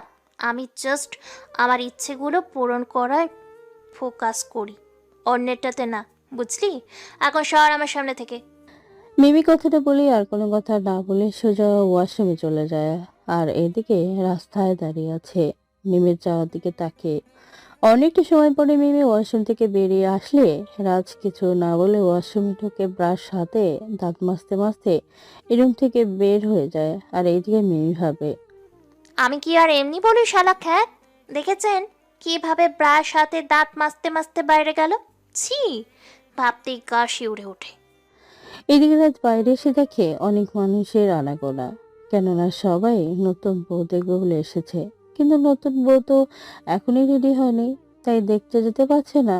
রাজকে দেখে রাজের মা বলে, রাজ, দেখেছিস তোর বউকে দেখার জন্য সবাই এসে ভিড় জমিয়েছে। জানা মিমিকে বল একটু রেডি হতে। আমি বুঝি না, মিমিকে এই বাড়িতে প্রথম এসেছে নাকি যে ওকে দেখতে হবে? এর আগেও তো এখানে অনেকে এসেছে।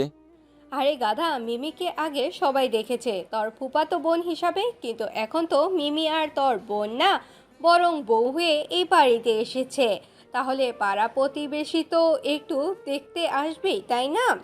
মা, তোমার দরকার হয় তুমি গিয়ে বলো, আমি পারবো না।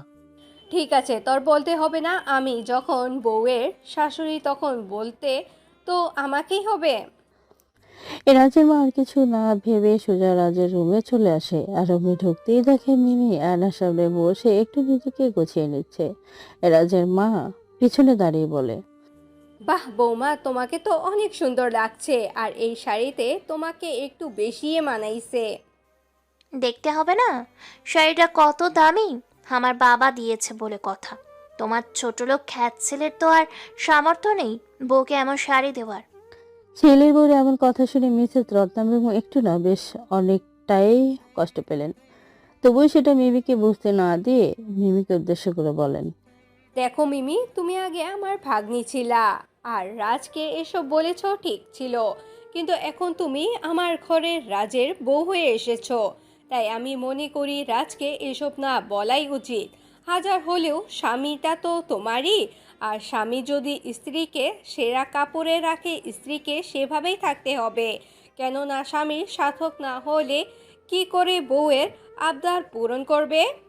মিমিও শাশুড়ি মায়ের কথা মন দিয়ে শোনে আর তার কথা জবাব না দিয়ে মনে মনে চিন্তা করে। না, আমাকে তো মামি, সরি, শাশুড়ি মায়ের সাথে এমনভাবে কথা বললে চলবে না। আমাকে এদের সবার মন জয় করেই রাজকে শাস্তি দিতে হবে। আসলে আম্মু, আমি তো সেইভাবে বলিনি, তুমি কিছু মনে করিও না, কেমন? মিমি উপর কথার বলি মাথায় কাপড় দিয়ে শাশুড়ি মায়ের পাশে সালাম করে। এতে মিসেস রত্না বেগমের মনে যত রাগ অভিমান ছিল সব নিমিষেই পানি হয়ে যায়। এ কি করছো বৌমা? ওঠো ওঠো, তোমার জায়গা আমার পায়ে না, তোমার জায়গা তো আমার বুকে। আমার তো কোনো মেয়ে নাই, তুমি তো আমার মেয়ে। ঠিকই বলেছ, আমাদের শাশুড়ি বউয়ের মাঝে তো মামের সম্পর্ক হওয়াটাই স্বাভাবিক। হুম, তোমার মাথায় দেখছি অনেক বুদ্ধি হয়েছে। আচ্ছা মিমি, তুমি রেডি হয়ে চলো আমার সাথে। পাড়া প্রতিবেশী তোমাকে দেখতে এসেছে, ভিড় জমিয়েছে। তারা তোমার ছেলের বউকে দেখতে আইছে, দেখবে, কিন্তু আম্মু, আমি এত সস্তা না, তাই আমাকে উপহার দিয়ে দেখতে হবে। আয়, আমি তোদের বনবনি, তোকে যেন 1 টাকা 8 আনা পয়সা উপহার হিসাবে দেয়। রাজের মা হাসতে দুপুরের কথাটা বলে মিমিকে সাথে নিয়ে বাইরে আসে। মিমি সবার সাথে খুব ভালো ব্যবহার করতেছে আর সবাই মিমিকে দেখে প্রশংসা করে চলে যাচ্ছে। যে দৃশ্যটা দূর থেকে দেখে রাজের খুব ভালো লাগছিল। এই যে তোমরা সবাই আমার মিষ্টি বৌমাকে এভাবে খালি হাতে দেখলে তো হবে না, সবাই আমার চাঁদের মতন বৌমাকে দেখে মন ভরে দোয়া করে যাবে, কেমন? আম্মু, তারা তো আমার জন্য দোয়া করতেছেই, এটা আবার বলার কি আছে? আচ্ছা আম্মু, আমি এনাদের জন্য মিষ্টি আনি, কেমন? আপনারা সবাই বসেন। আচ্ছা যা তাহলে। তারপরে মিমি রুমে গিয়ে সবার জন্য মিষ্টি নিয়ে এসে সবার হাতে দেয়। সবাইকে দেওয়া হয়ে গেলে এক পর্যায়ে রাজের কাছে চলে আসে মিমি। রাজকে মিষ্টি দিতে না চেয়েও কেন জানি সবার সামনে সম্মানের কথা ভেবে দিয়ে দেয়। মিমির হাতে মিষ্টি পেয়ে রাজ মিমিকে উদ্দেশ্য করে বলে, তা মিসেস মিমি চৌধুরী, এই যে মিষ্টিটা দিলেন, এখন আমি এই মিষ্টি বউয়ের থেকে পেয়েছি নাকি ফুফাতো বোনের থেকে পেয়েছি, কোনটা মনে করব? এই রাজের এমন কথা শুনে মিমি একটু বিরক্ত হলেও রাজ কাছে গিয়ে আস্তে করে বলে, মনে কর এই মিষ্টিটা তোর শত্রুর হাত থেকেই পেয়েছিস। মিষ্টি মুখ করে শুভ কাজ শুরু করলাম, তেতো দিয়ে শেষ করব, মনে রাখিস। মিমি ওর কথাটা বলতেই রাজের মুখটা মলিন হয়ে যায় আর মিমিও সেখান থেকে চলে যায়। এভাবে কিছু সময় চলে যায়। বিকেলে মিমির বাড়ি থেকে লোকজন এসে রাজ আর মিমিকে সাথে নিয়ে যায়। রাজ মাঝরাতে বাজারে থেমে মিমিকে বলে, মিমি, আমি তো শ্বশুর বাড়িতে যাচ্ছি, এখন বলো তো মিষ্টি আর কি কি নিতে হবে? দেখ, আমার রাগ তুলবি না, তোর 2 টাকার মিষ্টি আমার বাড়ির কাজের লোকও খাবে না, তাই তোর কিছুই নিতে হবে না। ফকির আইছে মিষ্টি নিতে। মিমির কথায় রাজ কষ্ট না পেয়ে গাড়ি থেকে নেমে মিষ্টির দোকানে গিয়ে ইচ্ছে মতো সবচেয়ে দামি ও ভালো মিষ্টি নিয়ে নেয়। সাথে বাংলার ঐতিহ্য মিষ্টির সাথে পান সুপারির জর্দা নিয়ে চলে আসে। মিমি রাজের হাতে এখানে সবচেয়ে দামি মিষ্টির প্যাকেট দেখে ভূত দেখার মতো তাকিয়ে থাকে। মিমিকে এভাবে তাকিয়ে থাকতে দেখে রাজ বলে, কি দেখছো এভাবে? আসলে এই দোকানদার আমার পরিচিত, তাই শ্বশুর বাড়ি যাচ্ছি বলে মিষ্টি দিয়ে দিল। আসলে সব মানুষ তো আর এক না যে শুধু অপমান করেই যাবে। তোর মতো মানুষ তো এভাবেই মিষ্টি নেবে। তোর কি আর সামর্থ্য আছে নাকি নিজের টাকায় এমন দামি মিষ্টি কেনার? মিমির এমন কথা শুনে রাজ ঠোঁটের কোণে একটু হাসি এনে গাড়িতে উঠে বসে।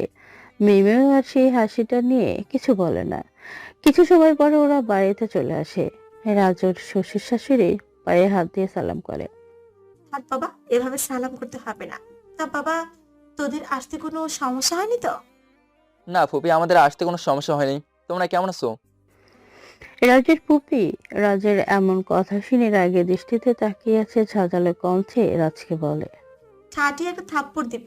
ওই, তুই কি ভুলে গেছিস যে তুই আজকে আমার ভাগিনা না, বরং তুই আমার মেয়ের জামাই। সরি আম্মু, ভুল হয়ে গেছে। হুম, এবার ঠিক আছে। এখন থেকে যদি আম্মু না বলে পুপি বলিস তো দেখিস কি করি। এদিকে ওদের এমন কথা শুনে মিমি পাশে দাঁড়িয়ে রাগে ফুসফুস করতে করতে বলে। আম্মু, ভুলে যেও না এখানে তোমার মেয়েও আছে। নাকি আমার থেকে ওই তোমার কাছে বেশি আপন হয়ে গেল? শোনো মেয়ের কথা। ওই, তুই জানিস না বিয়ের পরে প্রতিটা ছেলে তার শ্বশুর শাশুড়ির কাছে বেশি আপন হয়ে যায় মেয়ের থেকে, আর মেয়ে হয়ে যায় তার শ্বশুর শাশুড়ির কাছে ছেলের থেকে বেশি আপন। তোমাদের যা ইচ্ছে করো, আমি রুমে গেলাম। মিমি কথাটা বলে রাজকে রেখেই মিমি হন হন করে রুমে চলে যায়। এদিকে নীলিমা চৌধুরী কিছু না বলে রাজকে নিয়েই ব্যস্ত হয়ে পড়ে, কেননা সে ভালো করে জানে মেয়ের রাগ সম্পর্কে। দেখছো নীলিমা, তোমার মেয়ে কেমন রাগ করে এখন থেকে চলে গেল। হ্যাঁ শাশুমা, মিমিকে এভাবে বলাটা তোমার উচিত হয় নাই। দেখেছো আমার পাগলি বউটা কতটা রাগ করছে। ওই বান্দর, তোর এত কথা বলতে হবে না, যা তুই গিয়ে আমার মেয়ের রাগ ভাঙা। আম্মু তুমি কিন্তু রাগ করতেছো, এবার আমিও কিন্তু কান্না করব। হ্যাঁ আমি তো জানি তুই এভাবে আমার মনে জমে থাকা রাগকে পানি করে দিবি। তোদের যন্ত্রণায় একটু রাগ করেও শান্তি পাই না। তুমি রাগ কেন করবে? হ্যাঁ, তুমি সবসময় হাসি খুশি থাকবে। আচ্ছা বাবা, ঠিক আছে। এই যে নীলিমা বেগম, এভাবে কথা বললেই শুধু মেয়ের জামাইয়ের মন ভরার নাকি কিছু খেতে দেবে। ইস রে, আমি তো রাজকে কাছে পেয়ে সব ভুলে গেছি। তোমরা টেবিলে বসো, আমি খাবার রেডি করতেছি।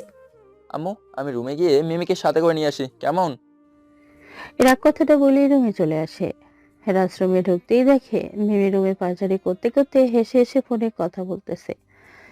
মিমি রাগ করবে দেখে রাজ কিছু না বলে দাঁড়িয়ে থাকে। মিমির কথা বলা শেষ হলে রাজ মিমিকে বলে। আম্মু আমাদের খাবার জন্য রেখেছে, তোমার যদি কথা বলা শেষ হয়ে থাকে তো চলো খেয়ে আসি। রাজের কথা শেষ হতেই মিমি ঠাস করে রাজের গালে একটা থাপ্পড় বসিয়ে দিয়ে রাগে কণ্ঠে বলে। আমি কি করব না করব সেটা একমাত্র আমার ব্যক্তিগত ব্যাপার। তুই সেই ব্যাপারে কথা বলার কে? হ্যাঁ, আমার যখন মন চাইবে তখন খাবো, যার সাথে কথা বলতে ইচ্ছে হবে কথা বলবো। যা, সর আমার সামনে থেকে। দেখো মিমি, তুমি যে ব্যবহারটা আমার সাথে করতেছো সেটা আমার মনে হয় না কোনো শত্রুর সাথে এমন করে।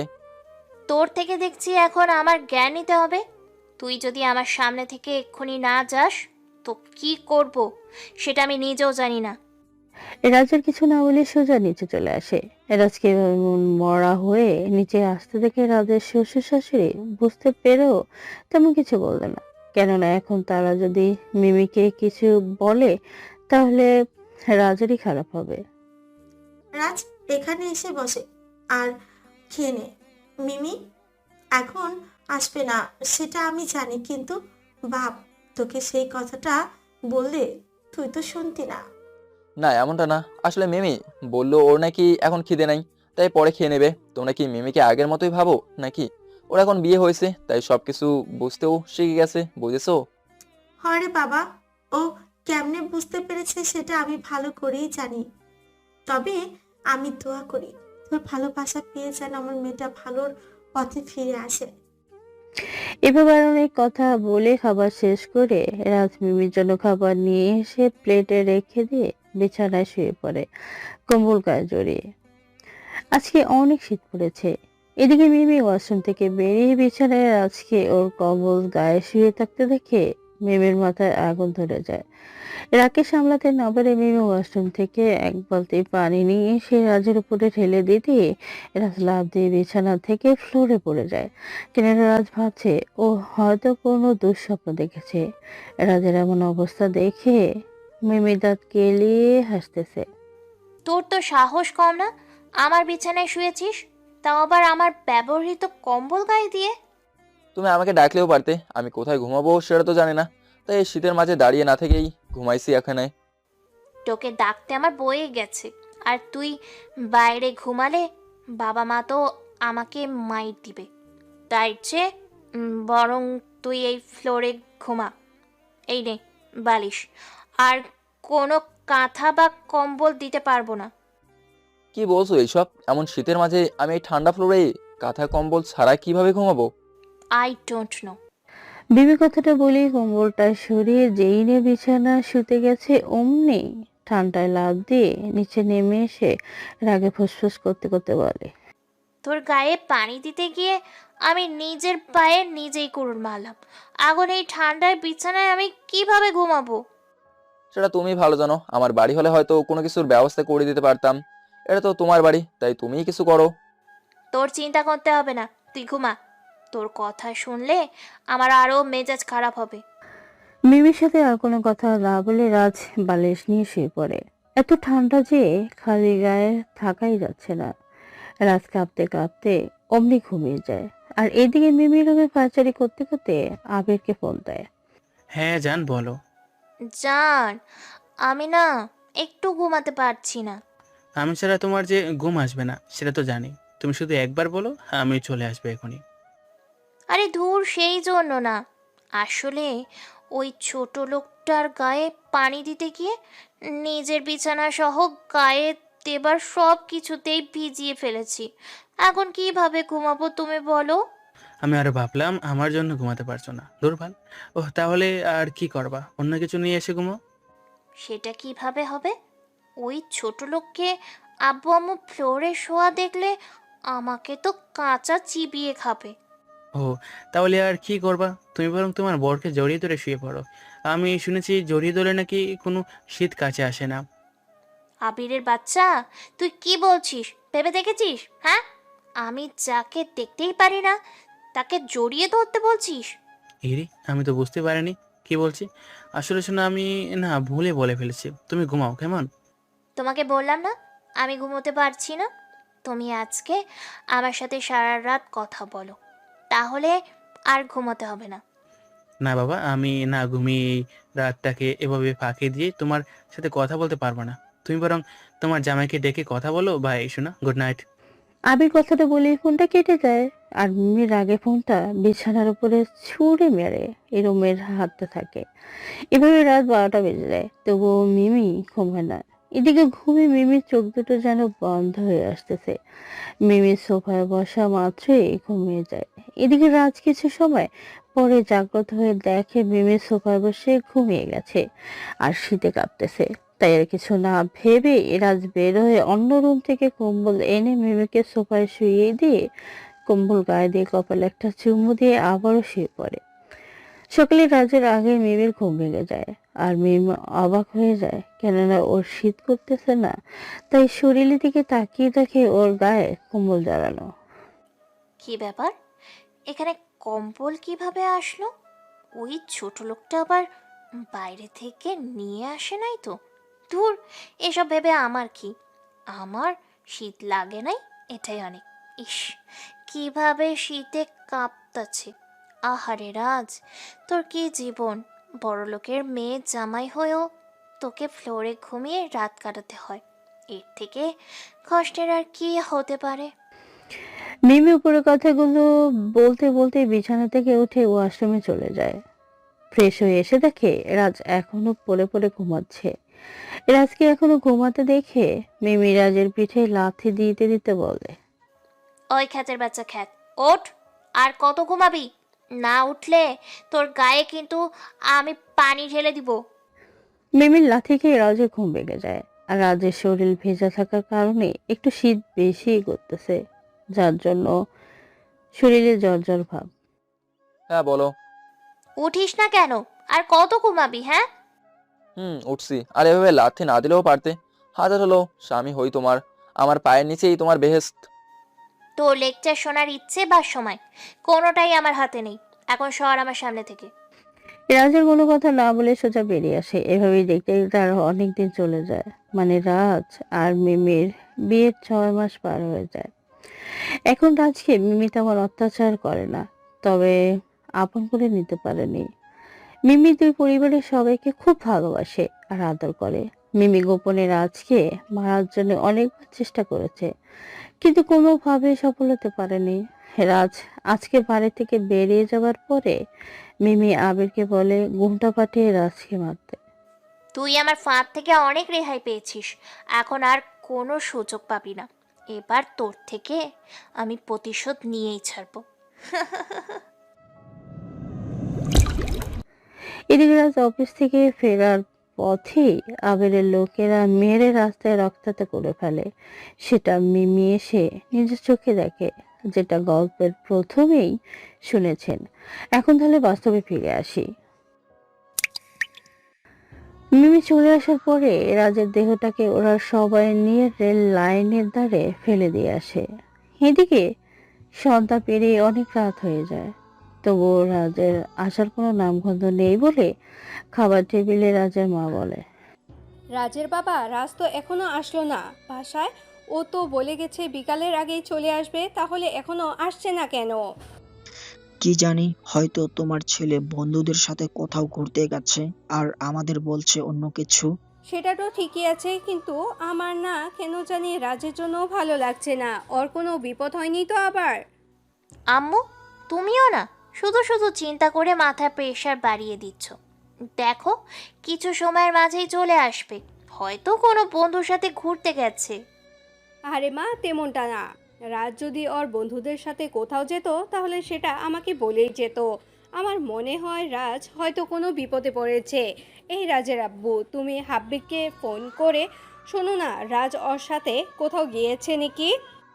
রাজের আম্মু, তুমি কোনো চিন্তা করিও না, আমি এক্ষুনি দেখতাছি।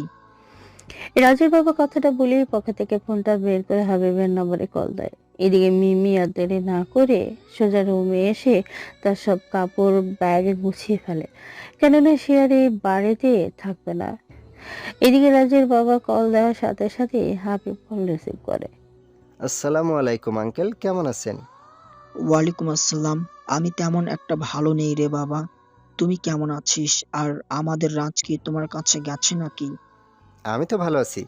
আর আঙ্কেল, রাজ তো আমাদের এখানে আসেনি কেন? রাজ কি বাসায় নাই নাকি? না, রাজ সকাল থেকে বাসায় নেই। ওর মাকে বলে গেছে একটা কাজে যাচ্ছে, কিন্তু এখন রাত হয়ে গেছে, তবুও রাজের কোনো খবর নাই। আচ্ছা, আপনি কোনো চিন্তা করেন না, আমি দেখছি রাজ কোথায় আছে। আচ্ছা বাবা, তুমি একটু তাড়াতাড়ি দেখো। ওর মা কিন্তু খাওয়া দাওয়া বাদ দিয়ে দিছে। বুঝতেই পারছো, একটা মাত্র ছেলে আমাদের। আচ্ছা আঙ্কেল, ঠিক আছে, আপনারা কোনো চিন্তা করেন না। হাবিব কথাটা বলেই ফোন কেটে দেয়। এদিকে মিমি সিঁড়িতে দাঁড়িয়ে সব কথা শুনে নিজের অজান্তে চোখে জল চলে আসে, কেননা মিমি কখনো ভাবেনি একটা খ্যাত ছেলেকে তার বাবা মা এতটা ভালোবাসে। আজকে মিমি নিজেকে খুব বড় অপরাধী মনে হচ্ছে। এইটা আমি কি করলাম? রাজের থেকে প্রতিশোধ নেওয়ার জন্য মামা মামির মনে কষ্ট দিয়ে ফেললাম। এমনটা আমি কিভাবে পারলাম? ছি মিম, ছি। মিমি এসব ভাবতে ভাবতে নিচে নেমে আসে, আর রাজের বাবা মা মিমিকে এভাবে ব্যাগ নিয়ে আসতে দেখে বলে। খিরে মা, তোর আবার কি হলো যে তুই এভাবে ব্যাগ প্যাক করে নিয়ে চলে যাচ্ছিস? আসলে আম্মু একটু আগে কলেজ থেকে ফোন দিয়ে বলেছে আমার নাকি কালকে কলেজে এক্সাম আছে, তাই এখন বাড়িতে যাচ্ছি। ও আচ্ছা, কিন্তু রাজকে খুঁজে পাওয়া যাচ্ছে না জেনেও তুই এভাবে চলে যাবি? আম্মু কিছুই করার নেই, আমাকে যে চলে যেতেই হবে। আমার যে সময় শেষ হয়ে গেছে। তোমরা ভালো থেকো, কেমন?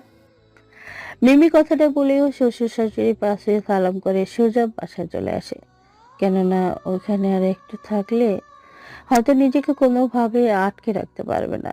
এদিকে মিমির যাবার দিকে তাকিয়ে রাজের বাবা বলে ওঠে। আচ্ছা রাজের আম্মু, আমার মাথায় তো একটা কথা কোনোভাবেই ঢুকছে না। রাজ বাড়িতে নাই জেনেও মিমি এইভাবে চলে গেল কেন? আবার ওর চোখে স্পষ্ট জল দেখেছো? আমি তো কিছুই বুঝতে পারছি না। মিমি সকালে কোথাও যেন গেল, আর বাড়িতে আসার পর থেকেই দেখছি এমন মনমরা হয়ে থাকতে। জানি না এমনটা কেন। আচ্ছা যাই হোক, পরে দেখা যাবে, তুমি কোনো চিন্তা করিও না। আগে দেখি রাজ কোথায় গেল। উপরের কথাটা বলেই রাজের বাবা বাড়িতে এক মুহূর্ত দেরি না করে সোজা বাইরে চলে যায় রাজকে খুঁজতে। এদিকে হাবিব মরিয়া হয়ে রাজকে খুঁজেই যাচ্ছে, কিন্তু কোনোভাবে খুঁজে পাচ্ছে না। এদিকে মিমিকে রাতের বেলা এভাবে বাড়িতে আসতে দেখে মিমির আম্মু বলে, মিমি, তুই এত রাতে এভাবে চলে আসলি কেন? আর রাজকেও তো তোর সাথে দেখছি না। তোদের কিছু হয়নি তো আবার? সত্যি করে বল। না আম্মু, কিছুই হয়নি। আসলে আমার ওখানে থাকতে একটুও ভালো লাগছিল না। আর তাছাড়া তোমাদের খুব দেখতে মন চাইছিল, তাই চলে আসলাম। আর তোমাদের জামাই আসেনি। ও আচ্ছা, কিন্তু এইভাবে রাতে কেউ একা একা আসে? যদি রাস্তায় কিছু একটা অঘটন ঘটে যেত, তখন কি আমরা ভাইয়া ভাবির কাছে মুখ দেখাতে পারতাম বল?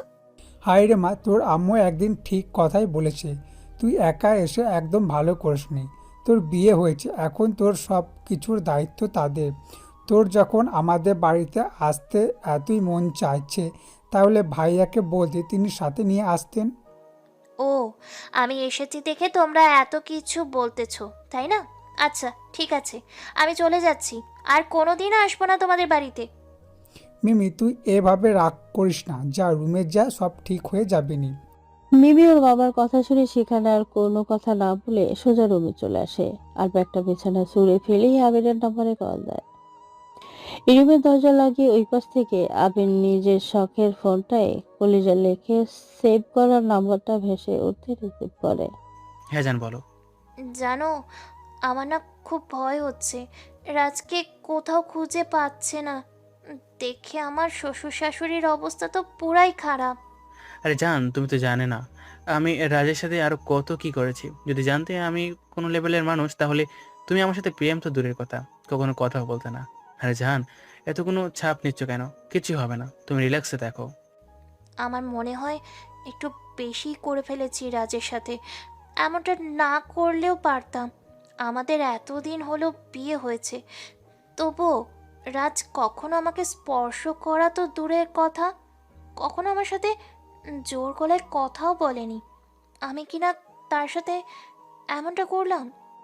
মিমি, তুমি কি তাহলে আমাকে বাদ দিয়ে ওই ছোট লোকের সাথে প্রেমে পড়ে গেলে নাকি? যেভাবে বলতেছো তাতে বুঝতে তো পারছি না তুমি আমার নাকি তার। আরে ধুর, আমি ওকে ভালোবাসতে যাব কেন? হ্যাঁ, যেখানে আমি তোমার কাছে পৃথিবীর সব সুখ পাবো, কোনো কিছুর কমতি থাকবে না আমার। আচ্ছা ঠিক আছে, তুমি একটু রিল্যাক্স থাকো, সব ঠিক হয়ে যাবে। আচ্ছা ঠিক আছে, এখন রাখি।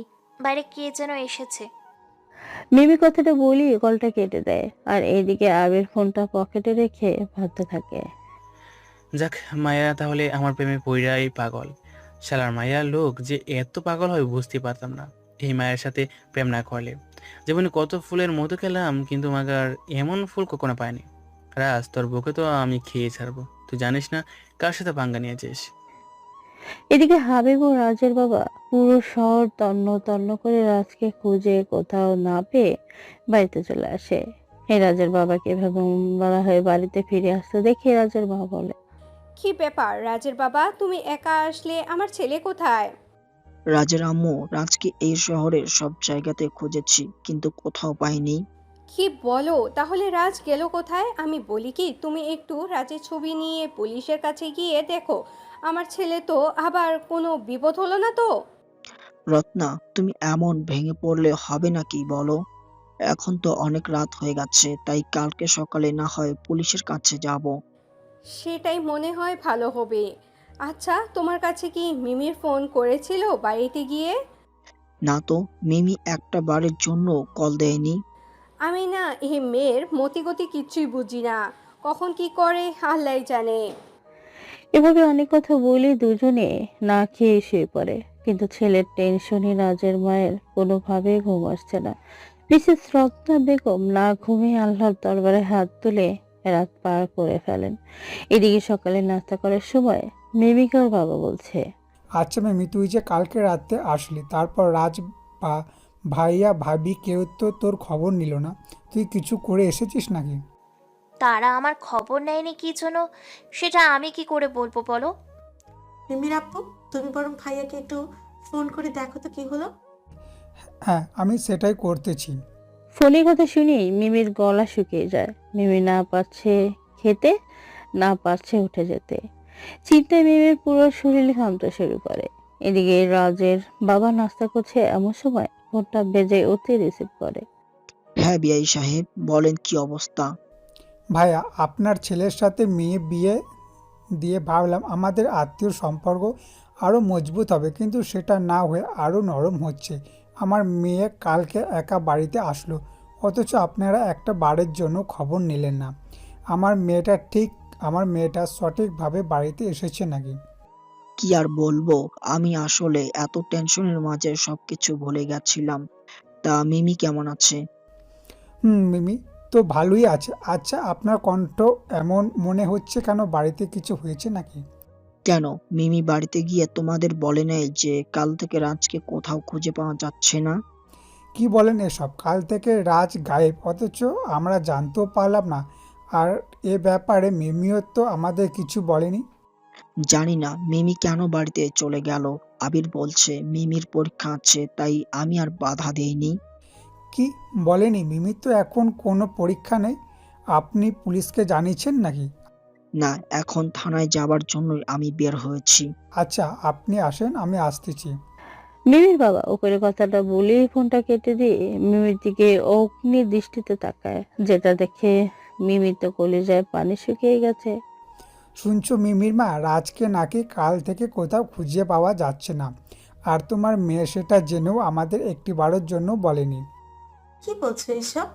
রাজ কি ছোট বাচ্চা নাকি যে হারিয়ে যাবে? আর আমি সত্যি বলছি। আর এটাই তো তোমার ভাইয়া বলল, এই শহরে প্রপার্টি গলি খুঁজেছে, এমনকি রেল লাইনও বাদ রাখিনি, কিন্তু রাজকে কোথাও খুঁজে পায়নি। রেল লাইনের কথা শুনে মিমির মনে একটু ভয় হতে থাকে, কেননা মিমি তো এর আজকে রেল লাইনের ধারের কাছেই রেখে আসতে বলেছিল। তাহলে প্রশ্নরাজ গেল কোথায়? মিমি, সত্যি করে বলতো, তুই রাতে এভাবে কেন চলে আসলি? আর রাজ কোথায়? আম্মু, আমি কালকেই বলেছি আমার ভালো লাগছিল না, তাই চলে এসেছি। আর রাজ কোথায় সেটা আমি কি জানি? তোমাদের জানার হলে যাও গিয়ে খুঁজে দেখো রাজ কোথায়। মিমি কথাটা বলেই রাগ দেখে হনহন করে রুমে চলে যায়। আর এইদিকে মিমির আব্বু চলে যেতে নিলে মিমির আম্মু বলে, মিমির আপু, আমার মনে হচ্ছে কি মিমি যে এতদিন রাজের সাথে ভালো ব্যবহার করেছে আমাদের সামনে, সেটা মিমির নাটক। ওর আজকে মনে হয় রাগের বশে বিয়ে করেছে আবিরকে ওর জীবন থেকে তাড়িয়ে দেবার জন্য। আবিরকে মিমির জীবন থেকে তাড়িয়ে দেওয়ার জন্য রাজ কি সম্পর্ক? সেটাই তো বুঝলাম না। আরে, তুমি জানো না? রাজ বলার কারণেই তো আমরা মিমিকে কসম দিয়েছিলাম আবিরকে ভুলে যেতে। আর তা না হলে যেই মেয়ে রাজকে দেখতেই পারতো না, সে কি করে নিজে থেকে রাজকে বিয়ে করলো? কথা তুমি একদম মন্দ বলনি। আমি মিমির ক্লাস পড়ে নেব, আগে তো রাজকে খুঁজে আসি। ভাই বলল পুলিশ স্টেশনে যাচ্ছে। আচ্ছা যাও, আর কি খবর হয় সেটা আমাকে আবার জানিয়ে দে, কেমন? আচ্ছা ঠিক আছে। মিমির বাবাকে কথাটা বলি সোজা গাড়ি নিয়ে রাজের বাবার কাছে চলে আসে। এদিকে রাজের চিন্তায় রাজের মায়ের খাওয়া দাওয়া বন্ধ। সে সারাক্ষণ শুধু রাজ রাজ করিয়ে যাচ্ছে। রাজের বন্ধু অনেকভাবে সান্ত্বনা দিচ্ছে, তবুও কিছুই শুনছে না। আর মিমির কথা কি বলবো? মিমি তো রাজের জন্য চিন্তা না করে আবিরের সাথে ফোনে চুটিয়ে প্রেম করে বেড়াচ্ছে। দেখতে দেখতে মিমির বাবা রাজের বাবাকে সাথে নিয়ে থানায় চলে আসে।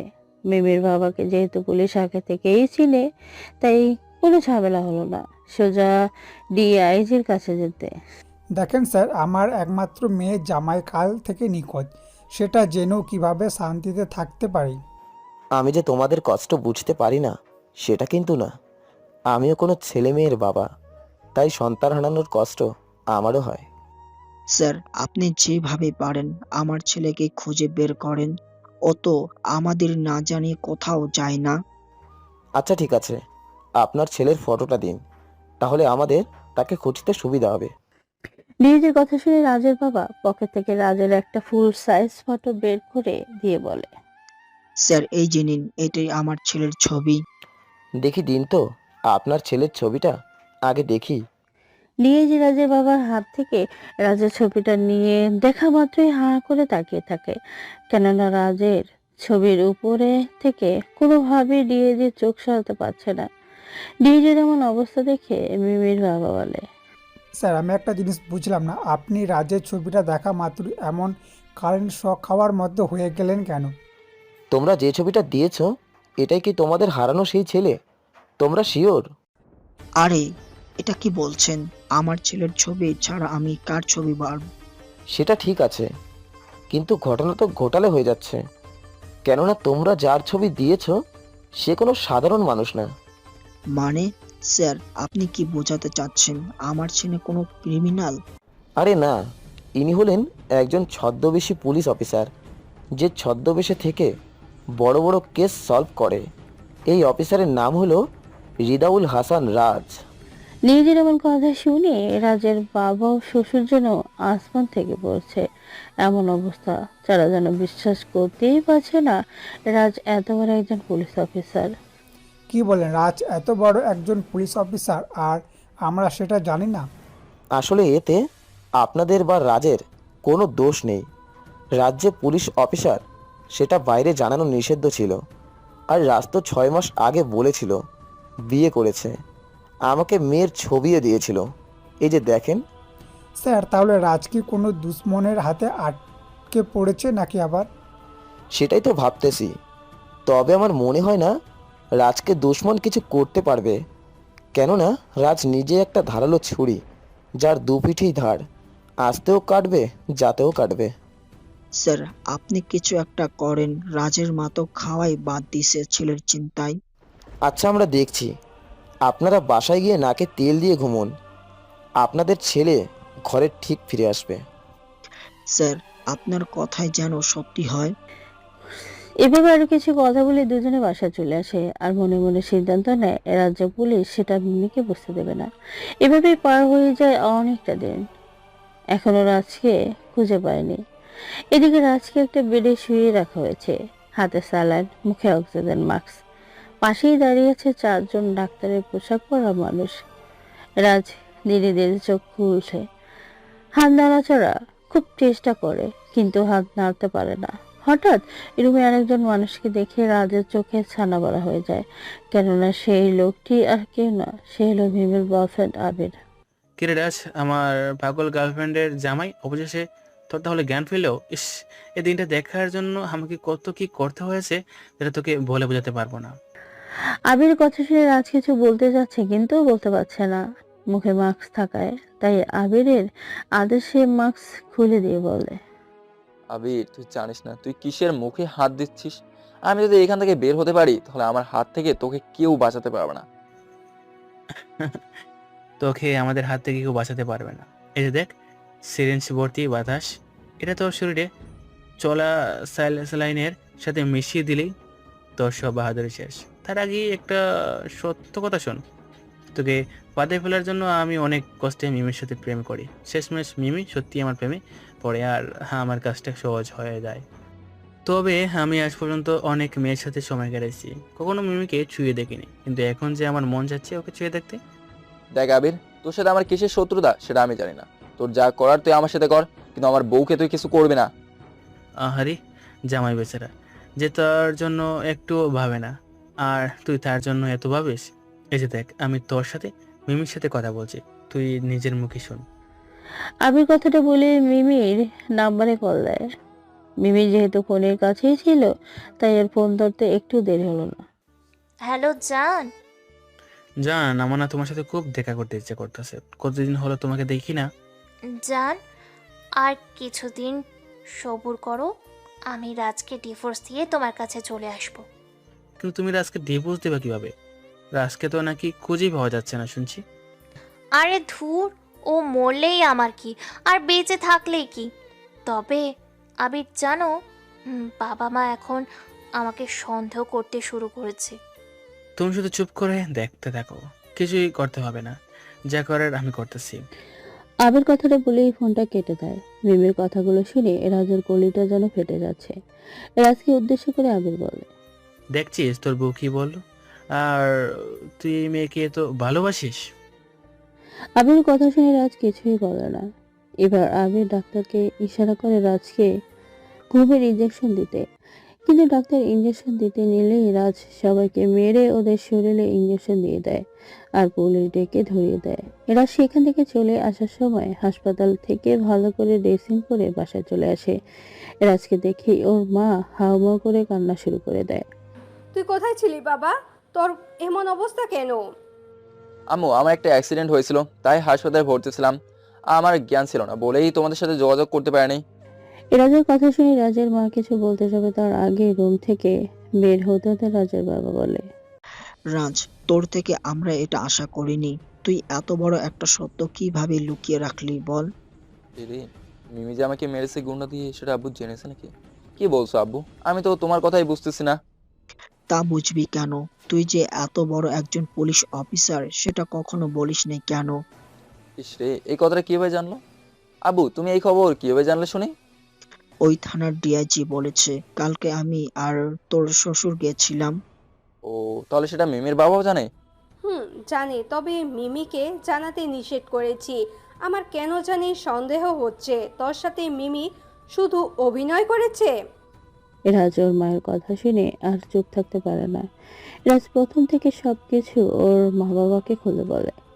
আম্মু, আমি হাজারবার বলেছিলাম ওকে বিয়ে করবো না। ও আমার সাথে প্রতিশোধ নেবার জন্য বিয়ে করতে রাজি হয়েছে। সেদিন তো তোমরা আমার কোনো কথাই শোনো নাই। মিমের মিষ্টি কথায় ভুলে গেছিলা।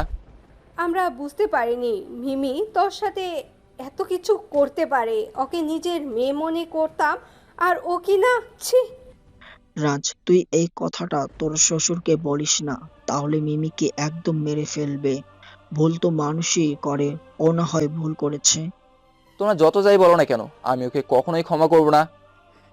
রাজ কথাটা বলেই রুমে চলে যায়। আর এদিকে রাজ বাড়িতে এসেই সেই খবরটা মিমির বাবা মাকে জানিয়ে দেয়। রাজের বাবা এখন কেন জানি মিমি আবিরের থেকে রাজকে নিয়ে বেশি ভাবে। রাজের কেয়ারগুলো যেন সব সময় মিমিকে ভাবার রাজের ব্যাপারে। মিমির আম্মু জানো রাজ আজকে বাড়িতে এসেছে। ওর নাকি অ্যাক্সিডেন্ট হয়েছিল, তাই হাসপাতালে ভর্তি ছিল। যাক, আল্লাহর কাছে লাখো শুক্রিয়া যে আল্লাহ রাজকে আবার আমাদের মাঝে ফিরিয়ে দিছে। তোমার মেয়ে কোথায়? ওকে ডাকো, ওর ক্লাস আজকে নিয়ে ছাড়বো। আজ্ঞা, ছোট মানুষ তেমন বুঝে না। ছোট মানুষ বললে বলি তো আজকে এই দশা। যদি আগেই শাসন করতাম তাহলে এই দিন দেখতে হতো না। এভাবেই দেখতে দেখতে আজকের দিনটি পেরিয়ে যায়। রাত হয়ে যায়। মিমি আবিরের নম্বরে কল না দিয়ে বারবার রাজের নম্বরে কল দেয়। কেননা মিমি এখন রাজকে বেশি ভাবে, আবিরের কথা মনে হয় না বললেই চলে। এই জন্যই বলে কারোর মন পরিবর্তন হতে বেশি সময় লাগে না। এদিকে রাজ শুয়ে শুয়ে ভাবছিল মিমি কেন ওর সাথে এমনটা করলো। ঠিক তখনই মিমির নাম্বার থেকে কল আসে, কিন্তু রাজ রিসিভ না করে ফোন বন্ধ করে রাখে। ও আমার কল কেন ধরবে? আমি ওর সাথে যা করেছি, তারপরে আমার সাথে কেন কথা বলবে, কেন সম্পর্ক রাখবে? আমি তো নারী জাতির কলঙ্ক। মিমি এসব কিছু নিয়ে ভাবছে আর অনবরত চোখে জল মুছতেছে। মিমি এখন খুব করে ইচ্ছে করছে রাজের কাছে ছুটে যেতে, কিন্তু রাত তো অনেক, তাই গেল না। সকালে নাস্তা না করে ব্যাগপত্র নিয়ে বাড়ি থেকে বের হতে নিলেই, কিরে মিমি, তুই আবার এত সকালে কোথায় যাস শুনি? আম্মু, আমার এখানে থাকতে একদমই ভালো লাগছে না, তাই আমি শ্বশুর বাড়িতে শাশুড়ি মায়ের ভালোবাসা পেতে যাচ্ছি। মিমি কথাটা বলে মায়ের কোনো জবাব না শুনে সোজা বেরিয়ে পড়ে। মিমির এমন কাণ্ড দেখে নীলিমা চৌধুরী খুব ভালো লাগে। মিমির মা ফোন করে সবটা রাজের বাবা মাকে বলে দেয়। বেলা বাজে 9টা। রাজ এখনো ঘুম থেকে ওঠেনি। তার আগে রাজের বুকের উপরে এসে মিমি শুয়ে পড়ে। রাজের ঘুম ভাঙতেই মিমিকে দেখতে পায়, সঙ্গে সঙ্গে একটা ঝটকা দিয়ে মিমিকে ফেলে দেয়। রাজার এমন কাণ্ড দেখে মিম তো পুরাই অবাক। ভালোই ভালোই চলে যা। তোকে যদি আমার সামনে দেখি তাহলে কিন্তু আমি কাঁচায় চিবিয়ে খাবো।